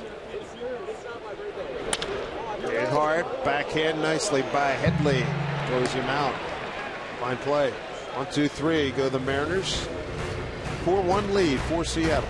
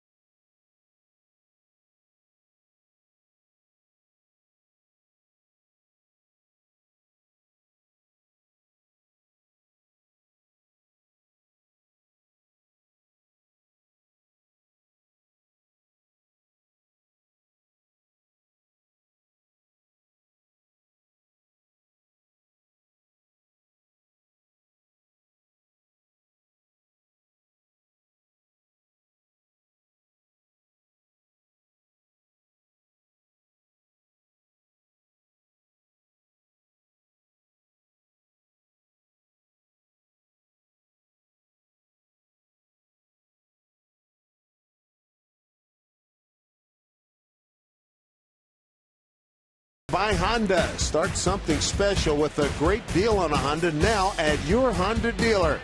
By Vern Funk Insurance. Bad luck can hit anyone. Insure with the 13th man. Vern Funk Insurance. And by Money Tree, proud to make a donation to Mariners Care for every Mariners win. Let's do a ferry ride, shall we, as we come into Coleman Dock. And take you right to Safeco Field. Come on and set a spell, as they used to say in the Beverly Hill Village.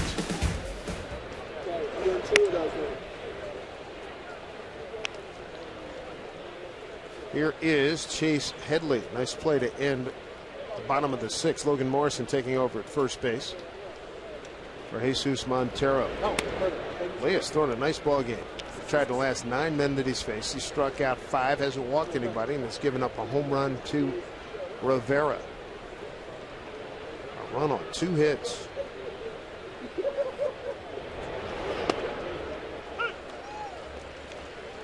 Headley today is fly to center and line to center. He has been efficient too. His next pitch will be 80 for him. 79 pitches, 55 strikes. Dominic Leone getting loose in the pen for the Mariners. Cano's going back, coming in. That's going to drop right in front of Romero. Split the difference, got a base hit.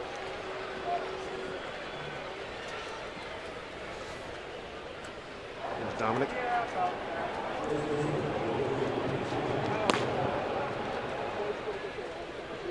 Brings up Tommy Medica, the first baseman. He struck out twice today.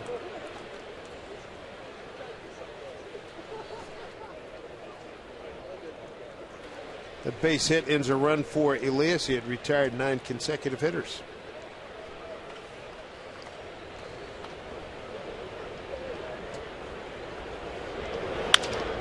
There's a double play opportunity. And Cano turns it.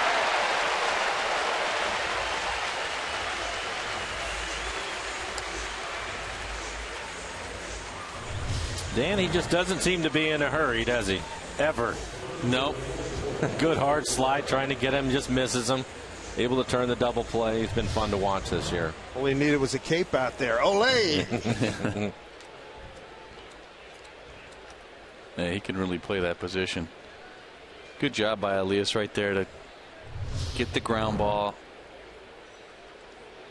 and let Cano do the rest. Close at first, but clearly out. Rivera 1 for 2, home run. Big boy home run too, upper deck over Edgar's left field. Back in the second home run, a second inning rather. And for him, Rene Rivera, the former Mariner, that youngster right there, zooming in right there, has had a good day. Mariners leading, he got a baseball. Good news, Mariners lead 4-1.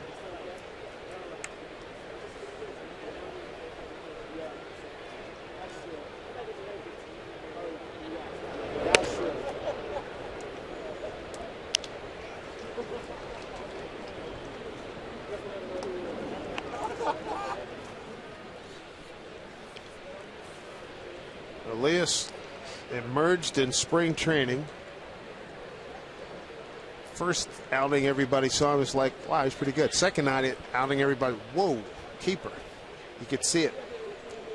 Iwakuma was down with an injury and Walker wasn't back. It seems like a long time ago. Randy Wolf and Scott Baker were vying for positions. And here, this kid is now a stalwart in the rotation.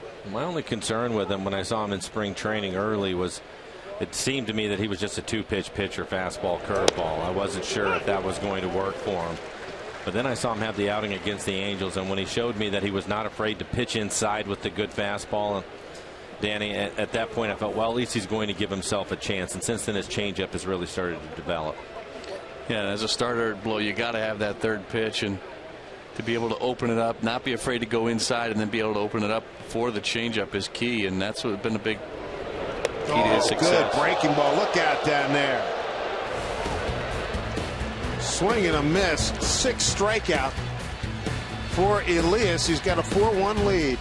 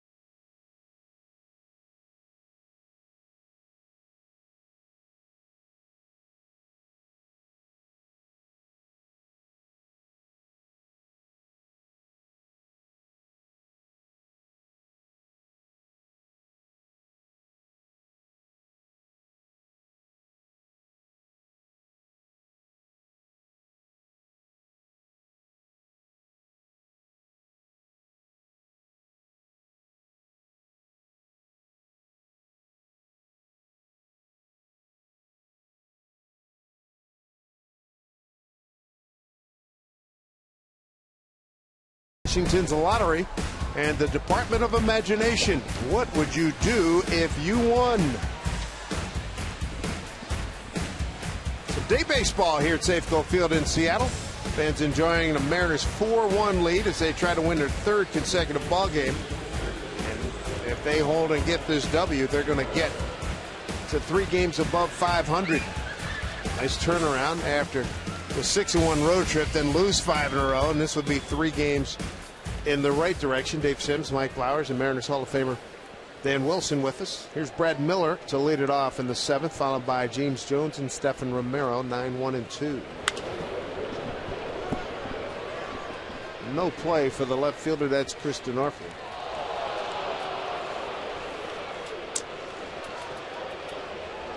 Just joining us, a couple of 2-run homers for the Mariners. Jesus Montero in his first big league game as a first baseman.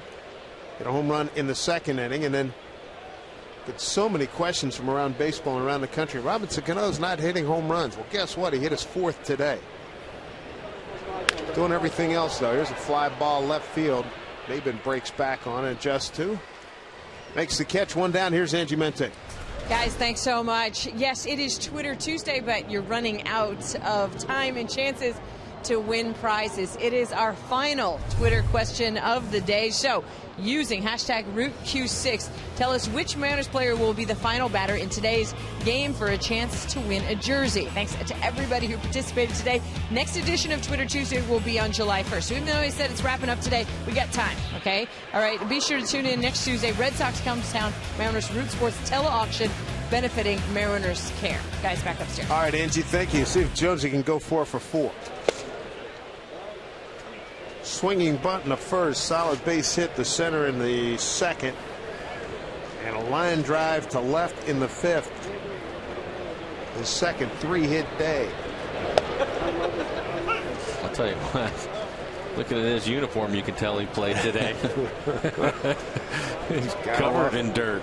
Got a stolen base back in the 5th. 11 out of 12. Got to get it done with 2 strikes. 1-2. And he swings. Rivera throws down. K. 2-3. 2 away. Stauffer with his 2nd strikeout since coming on in relief of starter Eric Stoltz.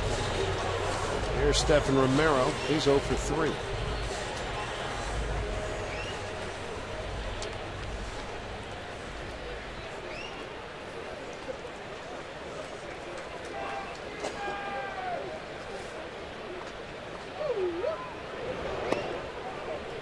Breaking ball misses.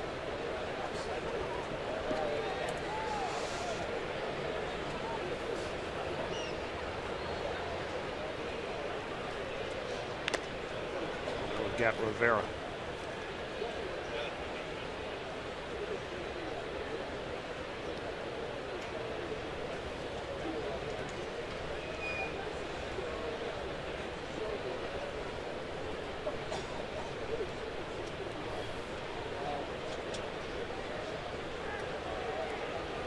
Four runs, 6 hits, no errors for the Mariners. They've left 4 men on base. A run on 3 hits and an error for San Diego. Going fouled back. San Diego stranded 2.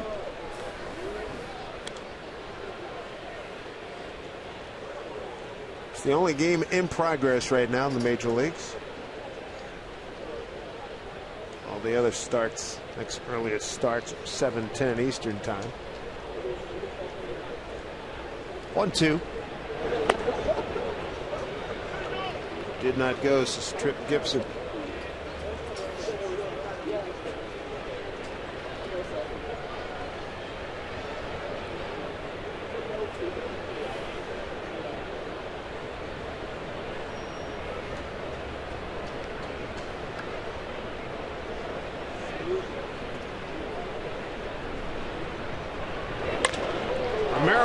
Drive deep to left.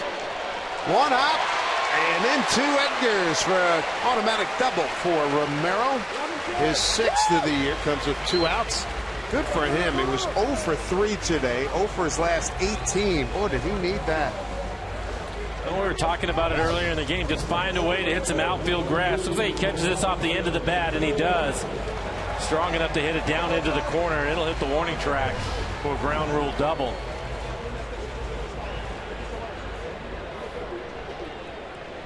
That's got to feel pretty good. Oh. 2-2 pitch. Snap that 0 for 18. Yeah, give you a chance to regroup, feel a little bit better about going into tomorrow. Some confidence going again. And they're not gonna mess around with Cano.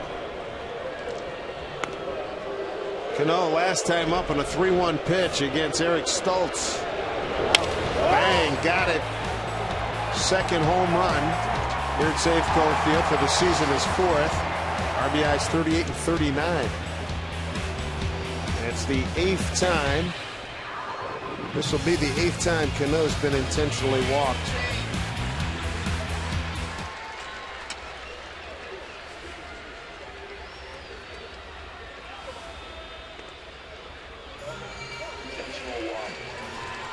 So Cano's aboard. Intentional walk.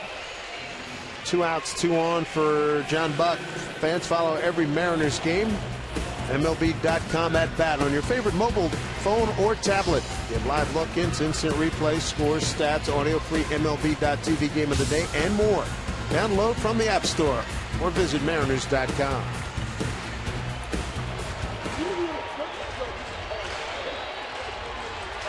Eight times Cano's been intentionally walked. No other Mariner has more than one.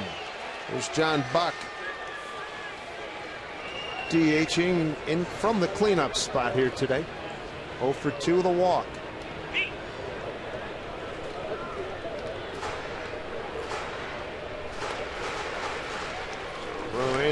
Elias had some offensive help here today, and he's pitched a nice ball game with 5 strikeouts. A run on 3 hits, has not walked anybody. And nobody throwing in the Mariner pen, so it looks like he will come out and pitch the 8th inning. 6 strikeouts. Nice stuff.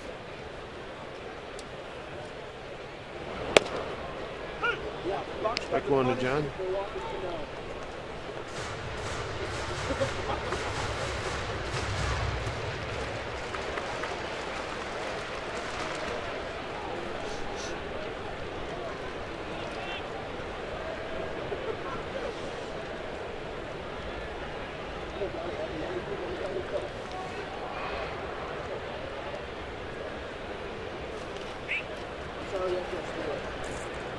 Two and one.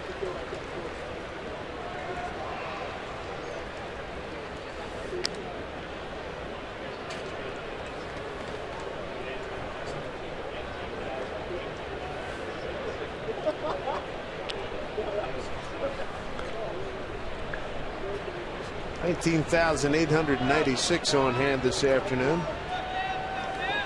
Mariners trying to get their 17th home win against 20 losses. John went fishing 2 and 2.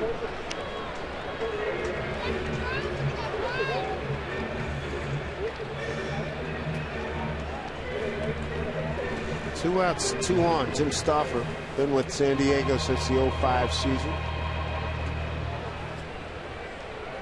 Out of Saratoga Springs, New York. Went to the University of Richmond. He's a Spider. The Richmond Spiders. 2-2. Foul ball.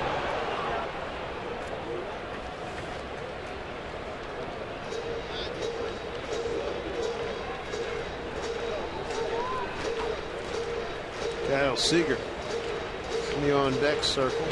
0 for 3 today.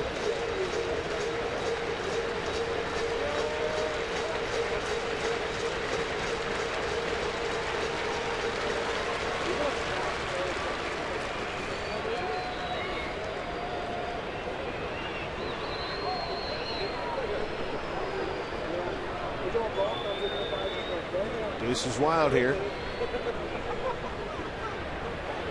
Takes off for third. Foul back.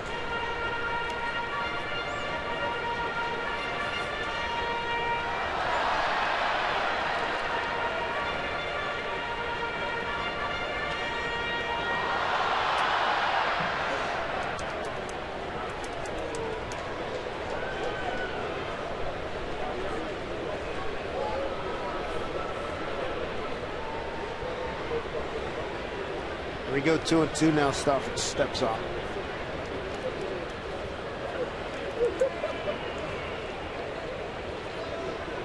Rivera probably out just to go over the game plan here with Buck. They got Seager on deck. Want to hold it at 4-1 here. Probably be aggressive with Buck. And as soon as Stomper stepped off, he ran out immediately. Probably wants to make sure that they're on the same page, Dan, and that he throws whatever this next pitch is going to be with some confidence. Yeah. 2 outs, 2 on, and a 2-2 count to John Buck. It'll hold up. It looks like a slider off the outside corner.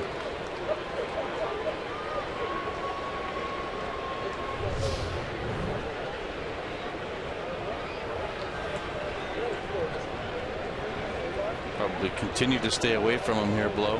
Yeah. It's a question whether it be a slider or a fastball. Runners go. Foul back.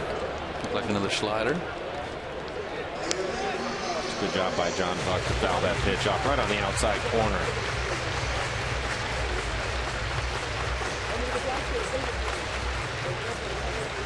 Coming up on double figures, 9th pitch. Howard Johnson, hitting coach, Lloyd McClendon, Trent Jewett, bench coach. I would love to see Buck come up with something here.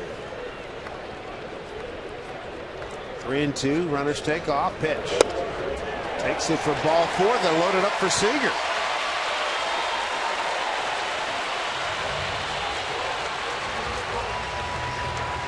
Kyle coming into the games had a good couple of days and leads the club in home runs and RBIs. No good chance to cap this homestand off for Kyle. Darren Bosley, pitching coach, out there for a few words for Stafford. For Kyle, 45 RBIs, most by a Mariners player through 70 games since Raul Ibanez had 45 in 2007. So Kyle continuing to improve every year, getting a little bit better. Kyle, the 6th man to the plate here in the 7th inning. Mariners lead 4-1.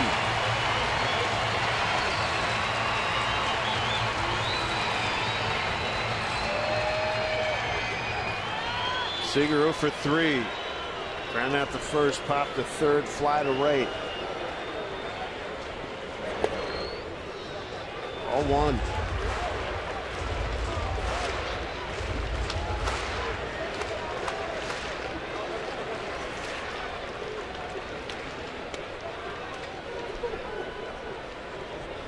To Kyle, and he takes ball 2. 2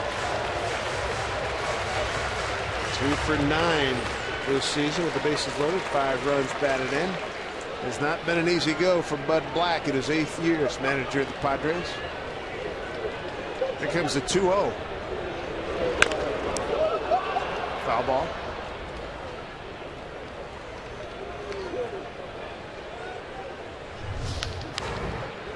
It's a fastball up out over the plate. Yeah, right on the instep. Stauffer stayed almost exclusively away with John Buck, and now the first 3 pitches to Seager, trying to stay away from him as well. 2-1 with the bases loaded. Good changeup. Take a look at the changeup from Stauffer, 81 miles an hour. Kyle out in front of it.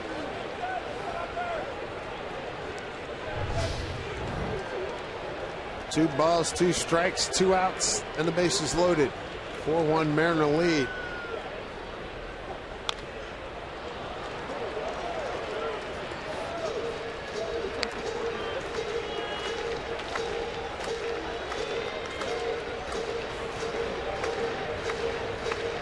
Teams head off to San Diego. Felix Hernandez, Andrew Cashner tomorrow. Thursday, Erasmo Ramirez, Jesse Hahn.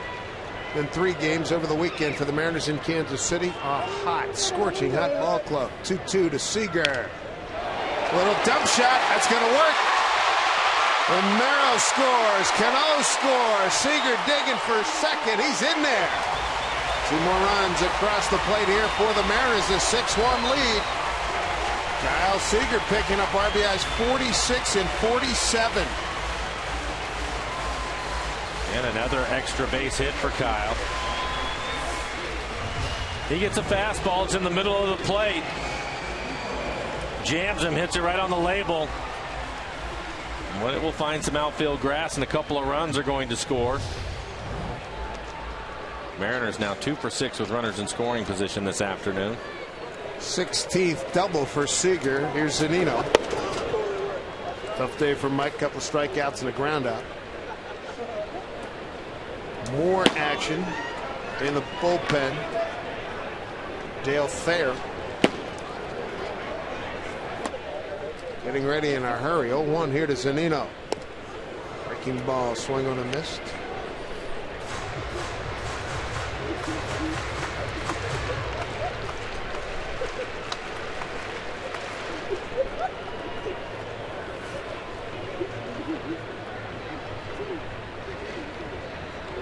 And 2 to Mike. Ball 1.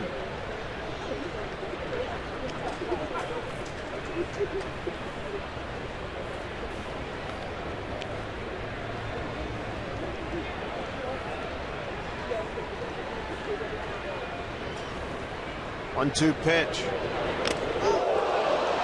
And that hit him. Boy, it's been a hit parade for Zunino. That is the 8th time he's been hit by a pitch.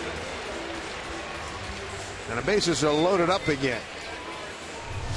We'll take a look at it. Inside. You can see that sleeve on his elbow. He's been hit there before, but that'll hit his right arm.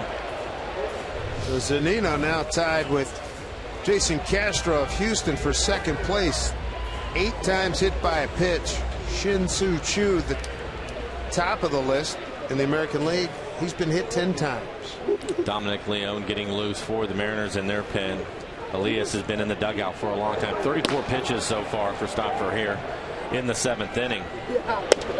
Ball 1 to Cole Gillespie. Saw Romero break a big offer. See if Gillespie can do the same thing. Cole today 0 for 3 and 0 for his last 13. And he's ahead 2-0. He's the 8th man to the plate here in the 7th inning.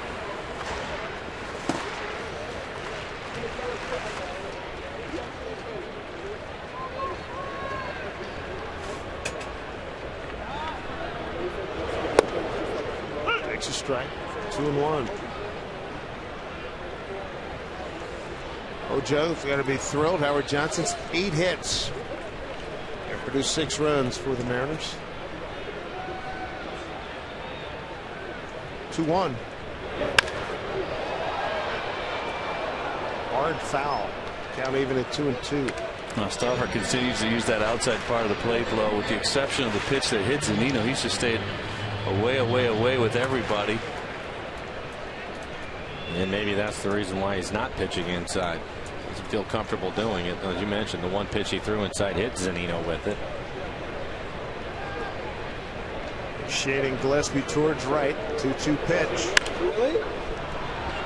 He looks like he wants to throw a lot of sliders, and you would think if he could pitch inside a little bit with his fastball, would really open things up for a slider because he is struggling.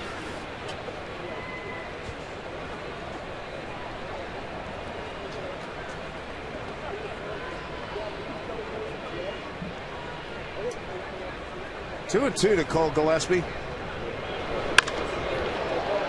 Takes it off.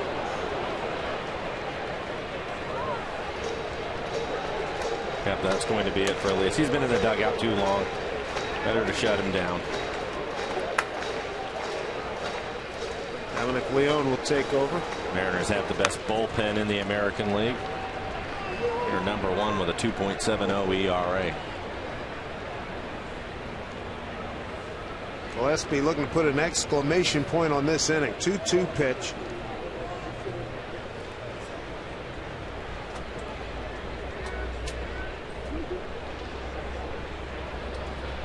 Comes to 2-2.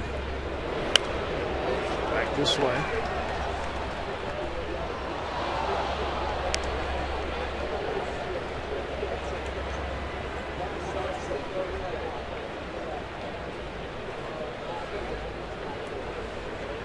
Pitch number 8 coming up to Cole Gillespie.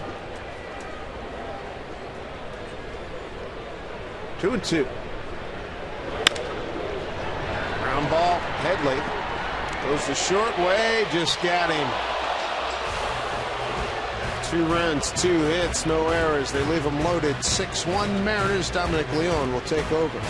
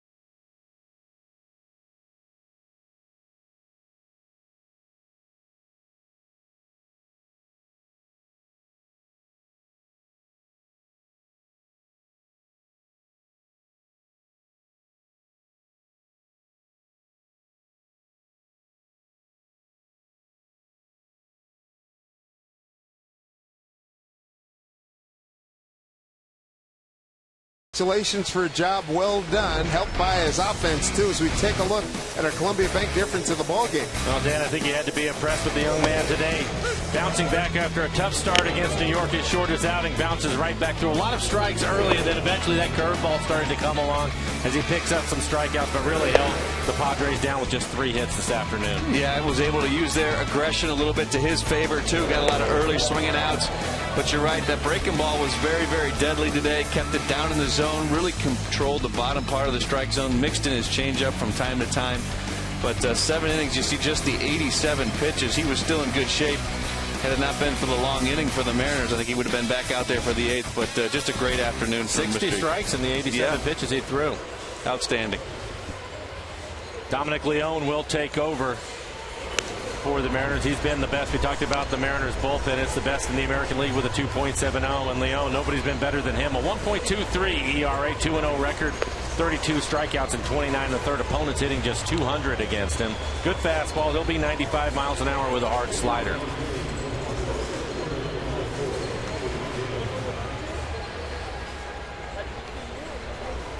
Felix, who's going tomorrow against San Diego, talking with Rick Waits.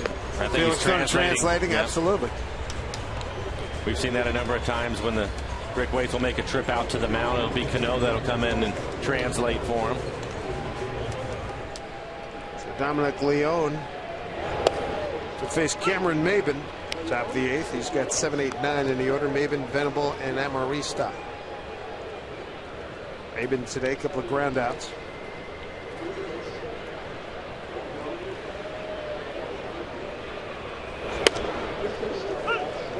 And Leone going right after him.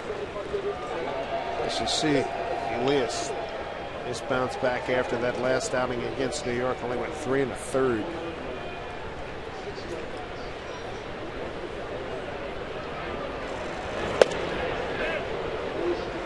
On 2 strikes. The only run this afternoon for San Diego, solo home run by Rene Rivera, one-time Mariner. That was back in the 2nd inning. Since that time, Elias held him to no runs on 2 hits.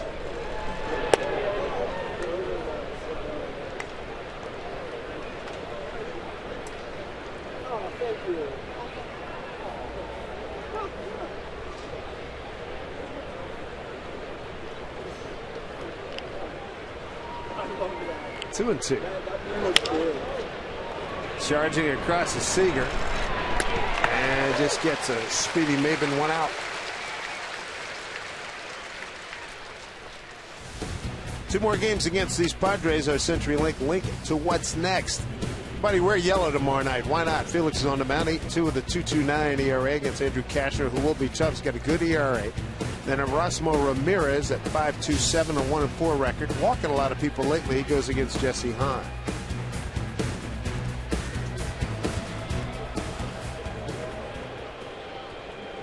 There's Will Venable. A couple of ground outs today.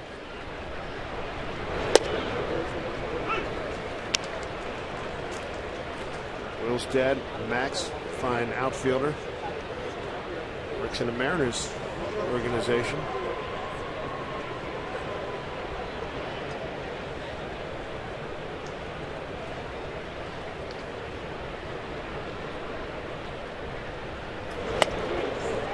Two. And a very difficult first 70 games for these Padres.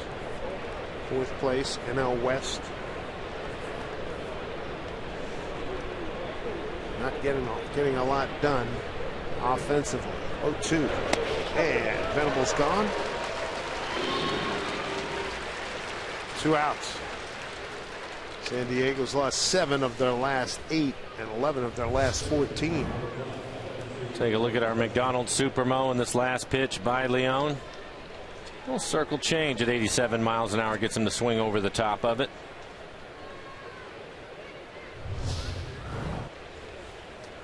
Quick 2 outs. Brings up Alexi Amarista, second baseman.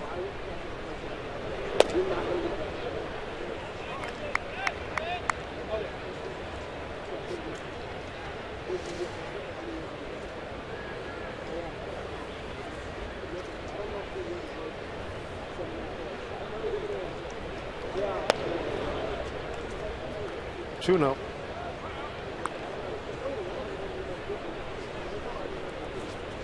Seem to remember in spring training, Leone threw a lot of pitches, was nibbling a lot. He's been far more aggressive here in the regular season, hence the success he's been having.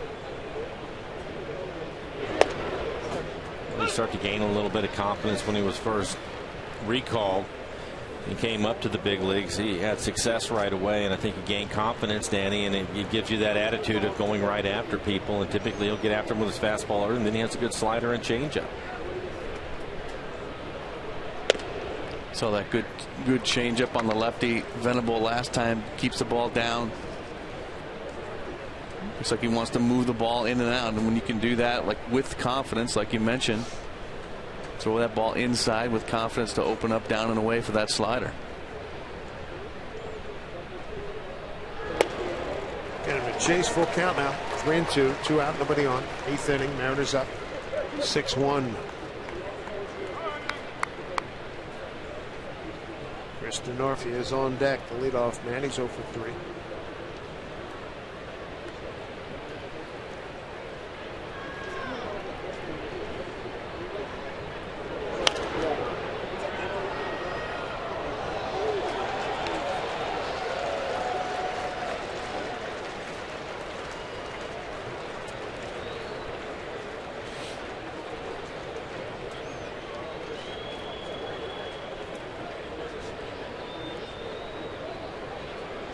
Two pitch to Amarista. Over Cano's head, base hit. Solid knock there by Amarista. Let's take a look at our Subway box score. Good stuff here for the Mariners. Starting with James Jones, 3 for 4 afternoon. 2 for 3 singles. He scored a run. Also has a stolen base after stealing 3 bases yesterday. Stole a base this afternoon. Cano, 2-run home run. Montero in the lineup with a 2-run homer, and Kyle Seager continues his hot hitting, leading the club with 47 RBIs now. 2 outs, a man aboard. Top of the order. Here's Chris DeNorfia.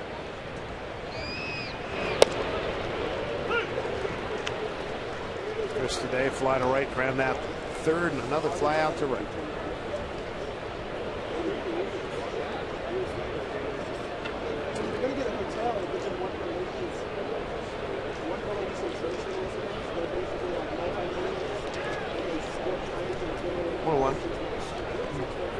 Another nice job by Mike Zunino. See that slider down and away, well in the left-hander's batter's box, but key to being able to block those kind of pitches, Mike. And we talked about it with James Jones at second base, is being able to anticipate that ball down there so that you can get your body in front of it. Well, one of the things that I've talked about was Zunino. He's a good athlete, and he seems to be quick as far as his lateral movement goes too. Just to get around that. Yeah, his feet are good. He gets himself into a position. He's able to get around it a little bit so that he can get a good angle, keep the ball in front of him. But a lot of that does start with anticipation and being able to anticipate the movement of the ball early. 1-2 from Leon. Bounce down to Miller. He'll flip to Cano, and that'll do it. Bottom of the eighth coming up. Logan Morrison getting his first turn at the plate since coming in for Montero. Brad Miller and James Jones in this 6-1 Mariner lead.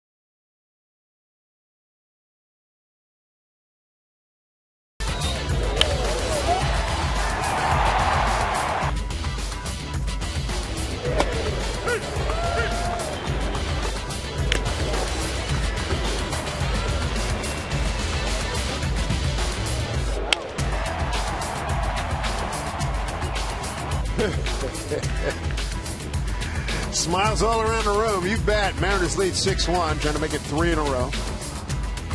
And then head down to San Diego for 2 more, then off to Kansas City for 3, and then back home on Monday against the Boston Red Sox, the defending world champions. Here's Logan Morrison. Came on to play first base in the 7th inning for Jesus Montero, who went 1 for 3 with a 2-run homer.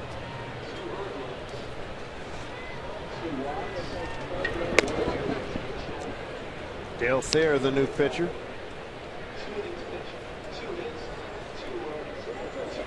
Thirty-three-year-old out of Fountain Valley, California, lives in Murrieta, California now. He's pitched well, 2.15 ERA. Big league pop-up off the bat of Morrison to catcher Rivera. What's the play?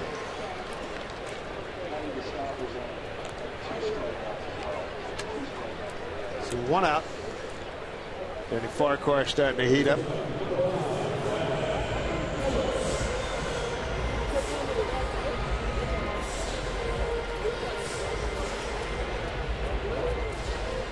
Here's Brad Miller, 1 for 3.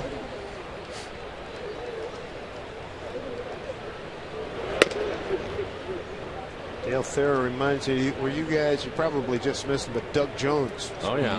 Great changeup. Unbelievable changeup, right? Great changeup, This is very similar looking. Closer. Right? Yeah. Remember that? Had some big years. I think he only threw 85, 86 miles an hour with the great changeup, but he was a closer. Didn't he wiggle his arm, too, before he pitched? I mean, this guy, I'm looking at Thayer, and I'm thinking, man, that's Doug Jones out there.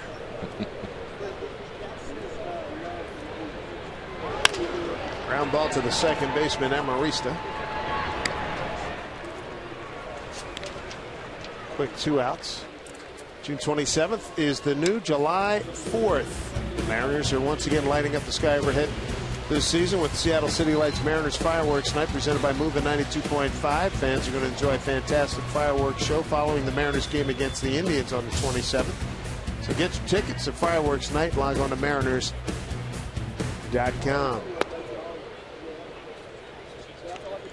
Here's James Jones again.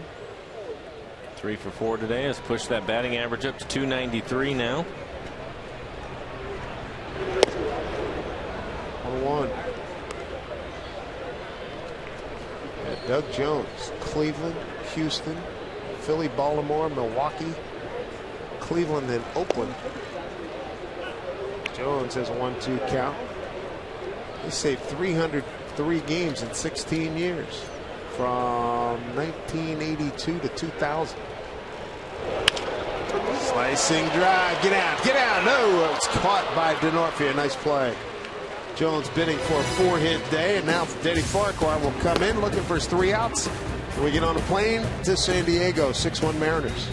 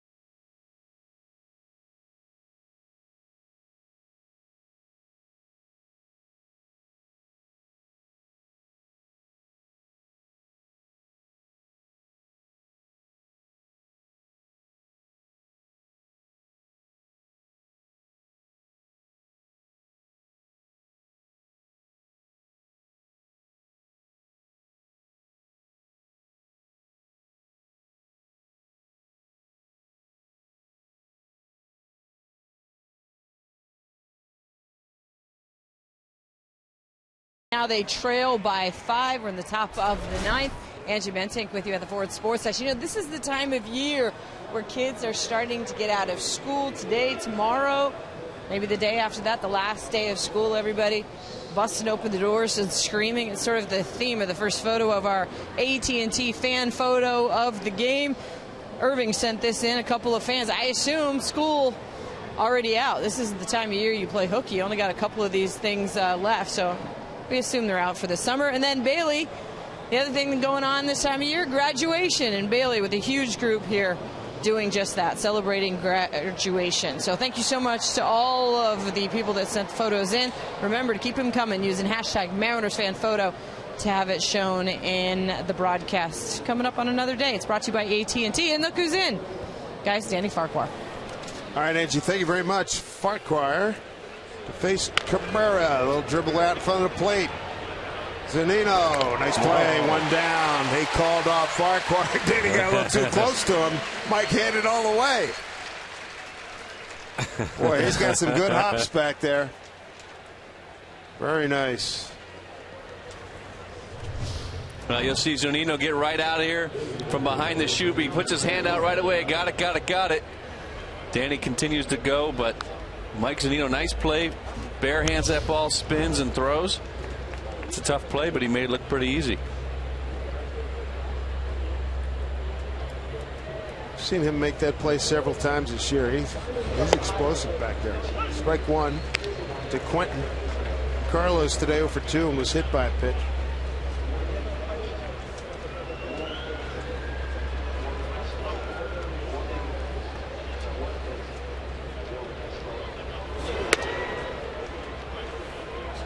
Now on to Quentin. He'll be followed by Chase Headley.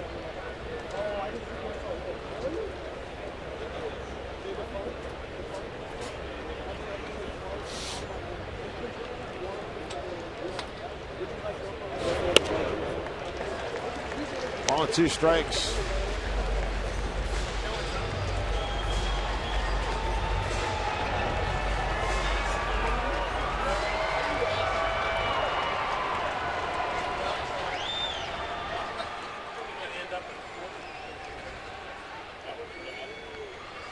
Two and 2.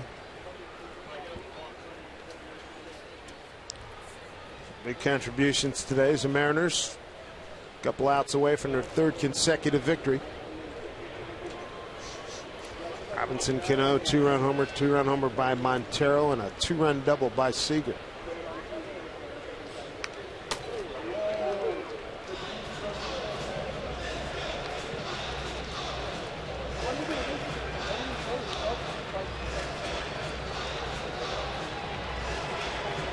Mariners went leading after 8 innings, a record of 33-2. Trailing after 8, flipping around 2-37. 2-2 pitch. Popped it up. Seager's under it. 2 away.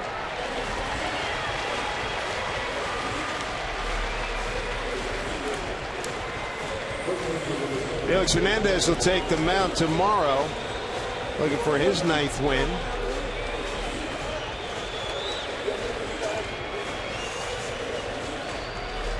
Mariners will go to San Diego for the next 2 days.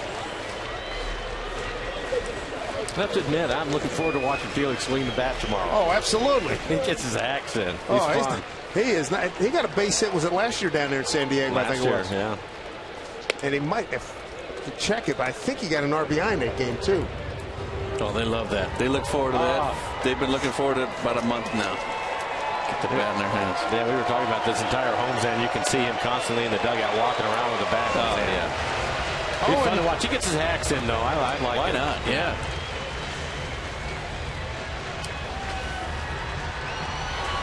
Chase Headley, the hitter, 1 for 3 day for him. And a 1-1 count. Now time called.